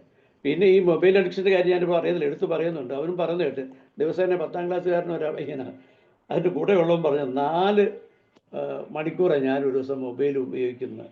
അത് മാതാപിതാക്കൾക്കും ശ്രദ്ധിക്കാൻ പറ്റുന്നില്ല, അവർ ഉദ്യോഗസ്ഥരാണ്. പണ്ട് നമ്മുടെ വീട്ടിൽ മാതാപിതാക്കൾ ശ്രദ്ധിക്കുമായിരുന്നു, പ്രത്യേകിച്ച് അമ്മ നമ്മൾ ശ്രദ്ധിക്കുമായിരുന്നു. ഇപ്പം അവരും ജോലിക്കാരായി തീർന്നു. ഞാൻ ട്രിവാൻഡ്രത്ത് ഞാൻ ചൈൽഡ് ഹെൽത്ത് സെൻ്ററിൽ ഒരു പ്രോഗ്രാം ഒരു കോഴ്സ് പഠിച്ചിരുന്ന സമയത്ത് അവിടുത്തെ നമ്മളെ പഠിപ്പിച്ച ഒരു സാറ് പറഞ്ഞതാണ്, CNB നായർ എന്ന് തോന്നുന്നു. അദ്ദേഹം പറഞ്ഞത് ഇവിടുത്തെ ട്രിവാൻഡ്രം കോളേജിലെ മെഡിക്കൽ കോളേജിലെ അച്ഛനും അമ്മയും ഡോക്ടേഴ്സാണ്. അവരുടെ കുട്ടികളെ ശ്രദ്ധിക്കാൻ നേരമില്ല, കുട്ടിക്ക് എന്തോ ചില മാനസിക പ്രശ്നമുണ്ട്, സാറൊന്ന് അത് കറക്റ്റ് ചെയ്ത് കൊടുക്കണം. ഇപ്പോൾ അവർ വളരെയധികം വിഷമിക്കുക. ഇതാണ് ഇപ്പോഴത്തെ ഗതികേട്. അപ്പം മാതാപിതാക്കൾ വളരെ ശ്രദ്ധിക്കണം. അവൻ്റെ ടേസ്റ്റ്, അവൻ്റെ പാഷൻ എന്താണെന്ന് അറിഞ്ഞ് ആ രീതിയിൽ കൊണ്ടുപോകണം. നമ്മളല്ലാതെ ഉന്തി മരം പേറ്റിട്ട് കാര്യങ്ങളില്ല. പിന്നെ കുട്ടികളെ മൂല്യങ്ങൾ നമ്മൾ പഠിപ്പിച്ചെടുക്കുക ചെറുപ്പം തൊട്ടേ. ഇപ്പോൾ സമൂഹത്തിൽ നമ്മൾ നോക്കിക്കഴിഞ്ഞാൽ എന്തെല്ലാം കുഴപ്പങ്ങളാണ് അവിടെ കാണിക്കുന്നത്. നമ്മുടെ സ്വന്തം പെങ്ങളോട് നമ്മളെങ്ങനെ, നമ്മുടെ പെങ്ങളെ ആരെങ്കിലും ശല്യപ്പെടുത്തി കഴിഞ്ഞാൽ നമ്മളെങ്ങനെയാണ്, അല്ലെ നമ്മുടെ സഹോദരനെ, ഇങ്ങനെയുള്ള കേസ് അവരെ പറഞ്ഞ് മനസ്സിലാക്കി ചിന്തിപ്പിക്കണം. മദ്യം കൊണ്ടുണ്ടാകുന്ന ദൂഷ്യങ്ങൾ ഇപ്പം കണ്ടില്ലേ, സ്വന്തം മകനെ അച്ഛൻ കൊല്ലുന്നു, അല്ല അച്ഛനെ മക്കൾ കൊല്ലുന്നു. ഈ കേസുകളൊക്കെ മോനെ എങ്ങനെയൊക്കെയാണ് പോകുന്നത്, അല്ലെ മോളെ എങ്ങനെയാണ് പോകുന്നത്, അവിടെ സൂക്ഷിക്കണം. ഇപ്പോൾ മുട്ടായി തരുന്ന അപരിചിതനെ നിങ്ങൾ സൂക്ഷിക്കണം. അപ്പം കുട്ടികളെ ഈ വക കാര്യങ്ങളൊക്കെ ഒത്തിരി പഠിപ്പിക്കാനുണ്ട് എന്ന് മാത്രമാണ് എനിക്ക് പറയാനുള്ളത്. അപ്പം നമ്മൾ ഈ ഭാവിയിലേക്ക് തൊടുത്തു വിടുന്ന അസ്ത്രങ്ങളാണ് ഈ കുട്ടികൾ. സമൂഹത്തിലേക്ക് നല്ല വ്യക്തികളായി വാർത്തെടുക്കേണ്ട ആൾക്കാരാണ്, അല്ലെ അമ്പാണ് നമ്മുടെ രക്ഷിതാക്കളും അധ്യാപകരും. അമ്പ് പിഴച്ചാൽ, ഇവർ പിഴച്ചാൽ ഈ സമൂഹത്തിനും കൂടെ അത് ബാധിക്കും എന്ന് മാത്രം കുറച്ച് നിമിഷം കൊണ്ട് ഞാൻ പറയുകയാണ്. ഇതെല്ലാം സാഹു സാർ ഓൾറെഡി എല്ലാ കാര്യങ്ങളും പറഞ്ഞു, ബാക്കിയുള്ളവരും പറഞ്ഞു. അത്രയും ഞാൻ ആഡ് ചെയ്യുന്നുള്ളൂ. തൽക്കാലം നിർത്തി എല്ലാവരും പറയട്ടെ. ഓക്കെ സാർ, താങ്ക് യു തീർച്ചയായും. Sir thank you sir. കുറേ നല്ല ഇൻഫർമേഷൻസ്, കാലത്തിന് അനുയോജ്യം. ശരിയാണ് സാർ, നമ്മൾ ഇങ്ങനെ ക്ലാസ് കേൾക്കുന്നവർ ഈ കാര്യത്തിൽ കുറച്ചെങ്കിലും കോൺഷ്യസ് ആയിരിക്കും. അവർ വെറുതെ അറിയുന്നുണ്ട് കാലത്തിനനുസരിച്ച്. പക്ഷെ ഒട്ടേറെ ഇത് കേൾക്കേണ്ടവര് യഥാർത്ഥത്തിൽ അവർ തിരക്ക് പിടിച്ച ജീവിതത്തിലാണ്. പ്രത്യേകിച്ച് അതിന് നമ്മളും പേരൻസ് ആയിരുന്ന സമയത്ത് ഒരുപക്ഷെ ഇത്രത്തോളം ഒന്നും ഇങ്ങനെ സമയം ഡെഡിക്കേറ്റ് ചെയ്യാൻ കഴിഞ്ഞിരുന്നില്ല എന്ന് ഞാനും തിരിച്ചറിയാൻ. ശൈശവത്തിലും ബാല്യത്തിലും നിരുപാധിക സ്നേഹം കൊടുക്കാൻ കഴിയും പേരൻസിന്. അവരുടെ കൂടെ കഴിയുന്ന കാലമാണ്. അത് മക്കളെ അർഹിക്കുന്നു, അവർക്കത് കൊടുക്കുക. ഇവരുടെ കടമയും ബാധ്യതയാണ്, മക്കളുടെ അവകാശവുമാണ്. അത് കൊടുത്ത് വളർത്തിക്കൊണ്ട് വന്ന് പിന്നെ കഴിയുന്നത് ഒരു നല്ല ഇൻറ്റിമസി പുലർത്താവുന്ന വിധത്തിൽ ഒരു നല്ല ഇൻട്രാക്ഷൻ കഴിയുന്നത്ര സാധിക്കുമോ ശ്രമിക്കുക. അതുപോലെ നല്ല ഫ്രണ്ട്സ് കഴിയുമോ സാധിക്കുക. സാധ്യമാകുന്നിടത്തോളം പ്രൊവൈഡ് ചെയ്യാൻ നോക്കാന്നേ പറ്റൂ. കാരണം കയ്യിൽ നിന്ന് വിട്ട് അമ്പ് പോലെ സ്കൂളിലേക്ക് അയച്ചു കഴിഞ്ഞാൽ നമ്മുടെ എന്താ പറയുക, നിയന്ത്രണത്തിൽ നിന്ന് ഭാഗികമായെങ്കിൽ അവർ മാറിക്കഴിഞ്ഞു. അതിനിടയിൽ ആ പിയർ ഗ്രൂപ്പ് ഇൻഫ്ലുവൻസ് എന്ന് പറയുന്നത് അത് നിർവചിക്കാൻ പറ്റുമൊന്നുമില്ല. അതൊക്കെ വളരെ വലിയ സ്വാധീനമാണ്. പിന്നെ നമ്മളൊക്കെ ചിന്തിക്കുന്നതിലും പറയുന്നതിലും വലിയൊരു സ്വാധീനം നമ്മുടെ പ്രസന്റ് ലെവൽ ഓഫ് തോട്ട്സ്, ആ ലെവലിൽ നിന്നുകൊണ്ടാണ് നമ്മൾ പറയുന്നത്. നമ്മൾ വളർന്നു വന്ന മോറൽ വാല്യൂസും ആ കൾച്ചറൽ വാല്യൂസും ഒക്കെ നമ്മളെ സ്വാധീനിക്കുന്നുണ്ട് ഈ വാക്കുകളിലൊക്കെ. ആ അസസ്മെന്റ്, ആ ഫ്രെയിം, ആ ഡെഫിനേഷനും ഒക്കെ പുതുതലമുറ മാറ്റിക്കഴിഞ്ഞു. അവരതിനൊക്കെ പുതിയ അർത്ഥങ്ങളും മാനങ്ങളും തലങ്ങളും ഒക്കെ കണ്ടെത്തി കഴിഞ്ഞു. അതൊന്നും ഇല്ല എന്ന് പറഞ്ഞാൽ അങ്ങ് സമ്മതിക്കാൻ പറ്റില്ല. ഇനിയുള്ള കാലം അതിനോട് അഡ്ജസ്റ്റ് ചെയ്ത് പേരൻസ് കുറച്ചുകൂടെ മാറേണ്ടി വരും എന്നുള്ളതാണ് എൻ്റെ നിഗമനം. കാരണം ഇപ്പോഴത്തന്നെ മാറിക്കഴിഞ്ഞു. ഈ എവിടെ മാറ്റാതെ പിടിച്ചു നിർത്താൻ നോക്കും. വളരെ വെസ്റ്റേണൈസ് ചെയ്ത് ആ കൾച്ചറിലേക്ക് തന്നെയാണ് പോകുന്നത്. അത് പൂർണ്ണമായോ ഒരുപക്ഷെ അതിൽ കൂടുതലോ ഇവിടെ ആകുന്ന കാലം വിദൂരമല്ലെന്നാണ് ഞാൻ പലപ്പോഴും ചിന്തിക്കുന്നത്. അതേപ്പറ്റി വിലപിച്ചിട്ട് കാര്യമില്ല. അത് യാഥാർത്ഥ്യമാണെന്ന് അംഗീകരിക്കേണ്ട ഒരു ലോകത്തേക്ക് നമ്മൾ പോയിക്കൊണ്ടിരിക്കുക എന്ന് തോന്നുന്നു. Okay sir, thank you. എല്ലാവരുടെയും അഭിപ്രായത്തെ മാനിക്കുന്നു. ഇങ്ങനെ എൻ്റെ ചിന്തകളും ഞാനും പങ്കുവച്ചതിലുണ്ട്. Okay, thank you sir. തീർച്ചയായും. Okay, then Laharan sir, Shobhana ma'am, Sudhodhanan doctor ഉണ്ടെങ്കിൽ സംസാരിക്കാം. പറയാനുണ്ട്. അത് പറയൂ. ഇത്രയാണ്. നാം ഇപ്പോ കുഞ്ഞുങ്ങൾ പുറത്തു വന്ന ശേഷമുള്ള കാര്യങ്ങളെ കുറിച്ചാണ് ചിന്തിച്ചതെങ്കിൽ എനിക്ക് സൂചിപ്പിക്കാനുള്ളത്, കുഞ്ഞുങ്ങൾ രൂപീകരണ സമയം അച്ഛനും അമ്മയും അണ്ടവും ബീജവും ഒന്നിച്ചു ചേരുന്ന ആ നിമിഷം മുതൽ അച്ഛനും അമ്മയുടെയും പെരുമാറ്റത്തിൽ കുട്ടിയുടെ വളർച്ചയാണ് അവരുടെ മുന്നിൽ കാണേണ്ടത്. അമ്മയുടെ ഗർഭപാത്രത്തിൽ നിന്ന് വളർന്നു വരുന്ന കുട്ടിക്ക് കൊടുക്കുന്ന പോഷകങ്ങൾ അവരുടെ വാക്കുകളും പെരുമാറ്റങ്ങളുമാണ്. അമ്മ ഗർഭം ധരിച്ച ശേഷം പല രീതിയിൽ പാരൻസ് പറയും, ചിലപ്പോൾ ഇപ്പോൾ വേണ്ടായിരുന്നു, അല്ലെങ്കിൽ ഇനി അത് ഒന്നിൻ്റെ കൂടെ ഒന്നുകൂടെ, അങ്ങനെ ഉത്തരം കമൻസ് ഈ അമ്മ കേൾക്കാറുണ്ട്. അത് അവർക്ക് മാനസികമായി ചിലപ്പോൾ ആഘാതങ്ങൾ ഉണ്ടാക്കും, വിഷമങ്ങൾ ഉണ്ടാക്കും. ആ വിഷമങ്ങൾ നേരിട്ട് പങ്കുവെക്കുന്നത് ഈ ഉള്ളിലുള്ള കുഞ്ഞിനാണ് എന്നുള്ള കാര്യം നമ്മൾ ഒട്ടും മറക്കണ്ട. ദുരിതപൂർണമായ ഒരു ഗർഭസ്ഥാവസ്ഥയാണ് ഈ അമ്മയ്ക്കുണ്ടായതെങ്കിൽ അതിൽ നിന്ന് പുറത്തു വരുന്ന കുട്ടിക്കും ആ ദുരന്തങ്ങളെല്ലാം പേറിക്കൊണ്ട് തന്നെയാണ് അവൻ വരുന്നത്. നിശബ്ദതയിലേക്ക് വരുന്ന കുട്ടികളുണ്ട്, വളരെ നിരാശാഭാവത്തിലേക്ക് വരുന്ന കുട്ടികളുണ്ട്. അവരുടെ വളർച്ചയിലൊക്കെ തന്നെ അവർക്ക് പ്രീവിയസ് ആയിട്ട് കിട്ടിയ ആ കാര്യങ്ങൾ ഉൾപ്പെടെ ഉണ്ട് എന്ന് നമ്മൾ മനസ്സിലാക്കുക. അപ്പോൾ ഞാൻ പറഞ്ഞ വാക്കുകൾ ഒന്നുകൂടെ പറയുന്നു. അണ്ടവും ബീജവും ഒന്നു ചേരുന്ന ആ നിമിഷം മുതൽ മാതാപിതാക്കളായി കഴിയുകയാണ് അവർ. അവരുടെ പ്രവർത്തനങ്ങൾ അത്രയും ശ്ലാഘനീയമായിരിക്കണം. അച്ഛൻ അമ്മയോട് പറയുന്ന വാക്കുകൾ പോലും വളരെ സൂക്ഷ്മതയോട് കൂടി ഉള്ളതായിരിക്കണം. ഒരു ചെറിയ കാര്യം കൂടെ, അമ്മ ഗർഭിണിയാകുമ്പോൾ അമ്മ സന്തോഷത്തോടെ ഇരിക്കുമ്പോൾ മാത്രമേ ആ ഗർഭത്തിലുള്ള കുട്ടിക്ക് ചലനങ്ങൾ അനുഭവപ്പെടുള്ളൂ. ചിലപ്പോൾ ആഞ്ഞ് ചവിട്ടുന്ന കാണാം. അമ്മമാർ തമാശന് പറയൂ, ഇവൻ ഈ ഗർഭത്തിൽ കിടന്ന് എന്നാ ചവിട്ടാ എനിക്കിട്ട് ചവിട്ടിയിട്ടുള്ളു. യഥാർത്ഥത്തിൽ അമ്മ വളരെ സന്തോഷവതിയായിരുന്നു. അമ്മ ജോലി ചെയ്യുന്ന സമയത്ത് അടുക്കളയിൽ കഠിനമായി ജോലി ചെയ്തുകൊണ്ടിരിക്കുകയാണെങ്കിൽ അവൻ അനങ്ങില്ല, അവൾ അനങ്ങില്ല. അമ്മ സ്വസ്ഥമായിരിക്കുമ്പോൾ മാത്രമേ ആ ചലനങ്ങൾ അവിടെ സൃഷ്ടിക്കുകയുള്ളൂ. അപ്പം ഞാൻ പറഞ്ഞു വന്ന ഇത്രയാണ്. അകത്തുള്ള കുട്ടിയുടെ മനോഭാവത്തും വളർച്ചയ്ക്കും ഈ രണ്ടുപേരുടെയും സഹായ സഹകരണം ആവശ്യമാണ്. ഫോർമേഷൻ പുറത്തു വന്ന സമയത്ത് കുഞ്ഞ് കരയുന്നു, അത് കുഞ്ഞിൻ്റെ സന്തോഷമാണ്. എന്നാൽ പുറത്തുള്ളവർ ചിരിക്കുന്നു, അത് പുറത്തുള്ളവരുടെ സന്തോഷമാണ്. ആ സന്തോഷം മുന്നോട്ട് കൊണ്ടുപോകണമെങ്കിൽ തീർച്ചയായും പാരൻസ് നമ്മുടെ കുഴിയാനകളെ പോലെ ആവരുത്. കുഴിയാന പറയുന്നത് നിങ്ങൾ മുന്നോട്ട് പോകണം മക്കളെ, മുന്നോട്ട് പോകണം മക്കളെ എന്നാണ്. പക്ഷെ കുഴിയാന സഞ്ചരിക്കുന്നത് നേരെ പുറകോട്ടാണ്. മക്കൾ വിചാരിക്കുന്നത് എന്താണ്?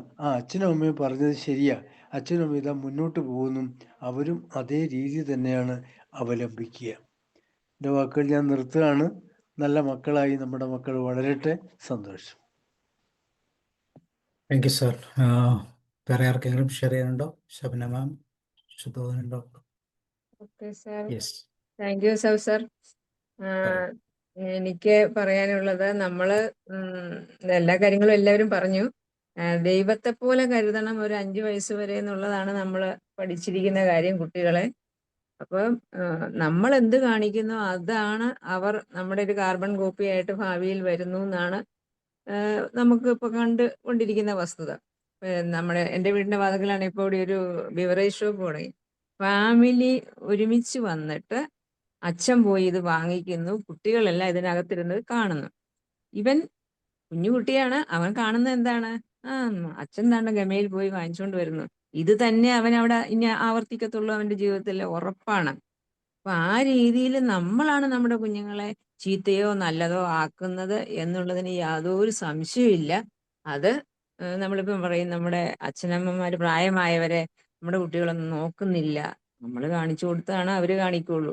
നമ്മൾ നമ്മുടെ അച്ഛനമ്മയെ നോക്കിയോ നമ്മളെ അവർ നോക്കും, ഉറപ്പാണ്. അപ്പൊ എന്ത് വന്നാലും ഓർക്കേണ്ട കാര്യം നമ്മളാണ് നമ്മളെ മക്കളെ ചീത്തയോ നല്ലതോ ആക്കുന്നതാണ് എൻ്റെ അഭിപ്രായം. Okay, thank you sir. Thank U. Okay, അപ്പോൾ നമുക്ക് വൈൻഡപ്പ് ചെയ്യാം.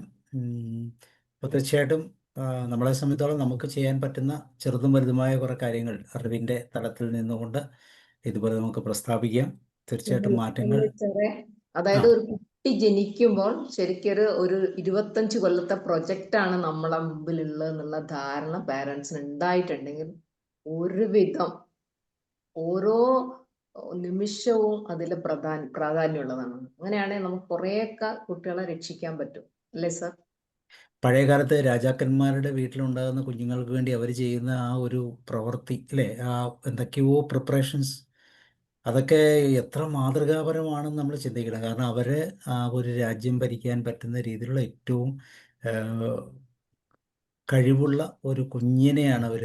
അതുപോലെ തന്നെ എത്ര വ്യത്യാസം, എന്ത് രീതിയാണ്. പക്ഷേ ഈ ഒരു അറിവുകളൊക്കെ സാധാരണ ജീവിതത്തിലേക്ക് കടന്നു വരുമ്പോൾ നമ്മളതൊന്നും അറിയുന്നുണ്ടെങ്കിൽ തന്നെ ഒത്തിരി കാലം കഴിഞ്ഞിട്ടാണ്. പലപ്പോഴും ഇപ്പോൾ ശ്രദ്ധിച്ചു നോക്കിയാൽ അറിയാം, എനിക്ക് കിട്ടാത്ത എല്ലാ സൗഭാഗ്യങ്ങളും കൊടുക്കുന്ന ഒരു അച്ഛനാകണമെന്ന് പറഞ്ഞ് കുട്ടികളെ തെറ്റിലേക്ക് നയിക്കുന്ന മാതാപിതാക്കൾ ഒത്തിരിയുണ്ട്. എനിക്കതൊന്നും അനുഭവിക്കാൻ സമയം കിട്ടിയില്ല, ഇന്ന് ആ കുട്ടി എല്ലാം അനുഭവിക്കട്ടെ എന്ന് പറഞ്ഞ്. അതാണ് ഏറ്റവും വലിയ തെറ്റ്. അതെ. അപ്പോൾ അങ്ങനെ കുട്ടികൾക്ക് കാരണം കുട്ടികളെ എപ്പോഴും പരിധിയും നിയന്ത്രണങ്ങളും ഒക്കെ കുട്ടികൾക്ക് എപ്പോഴും അത്യാവശ്യമാണ്. എല്ലാവർക്കും ആവശ്യമാണ്, എങ്കിലും കുട്ടികളെ സംബന്ധിച്ചോളം തീർച്ചയായിട്ടും അതിനൊരു അതിർവരമ്പുകൾ തെറ്റി പുറത്തേക്ക് പോകുമ്പോൾ ഇനി ഒരിക്കലും തിരിച്ച് ഈ പറഞ്ഞ അതിരിൻ്റെ അകത്തേക്ക് വരത്തില്ല എന്നുള്ള ഒരു കാര്യം പോലും തിരിച്ചറിയാൻ പറ്റാത്ത ഒരു മാതാപിതാക്കളുടെ ഒരു ശ്രേണിയും ഇപ്പോഴുണ്ട്.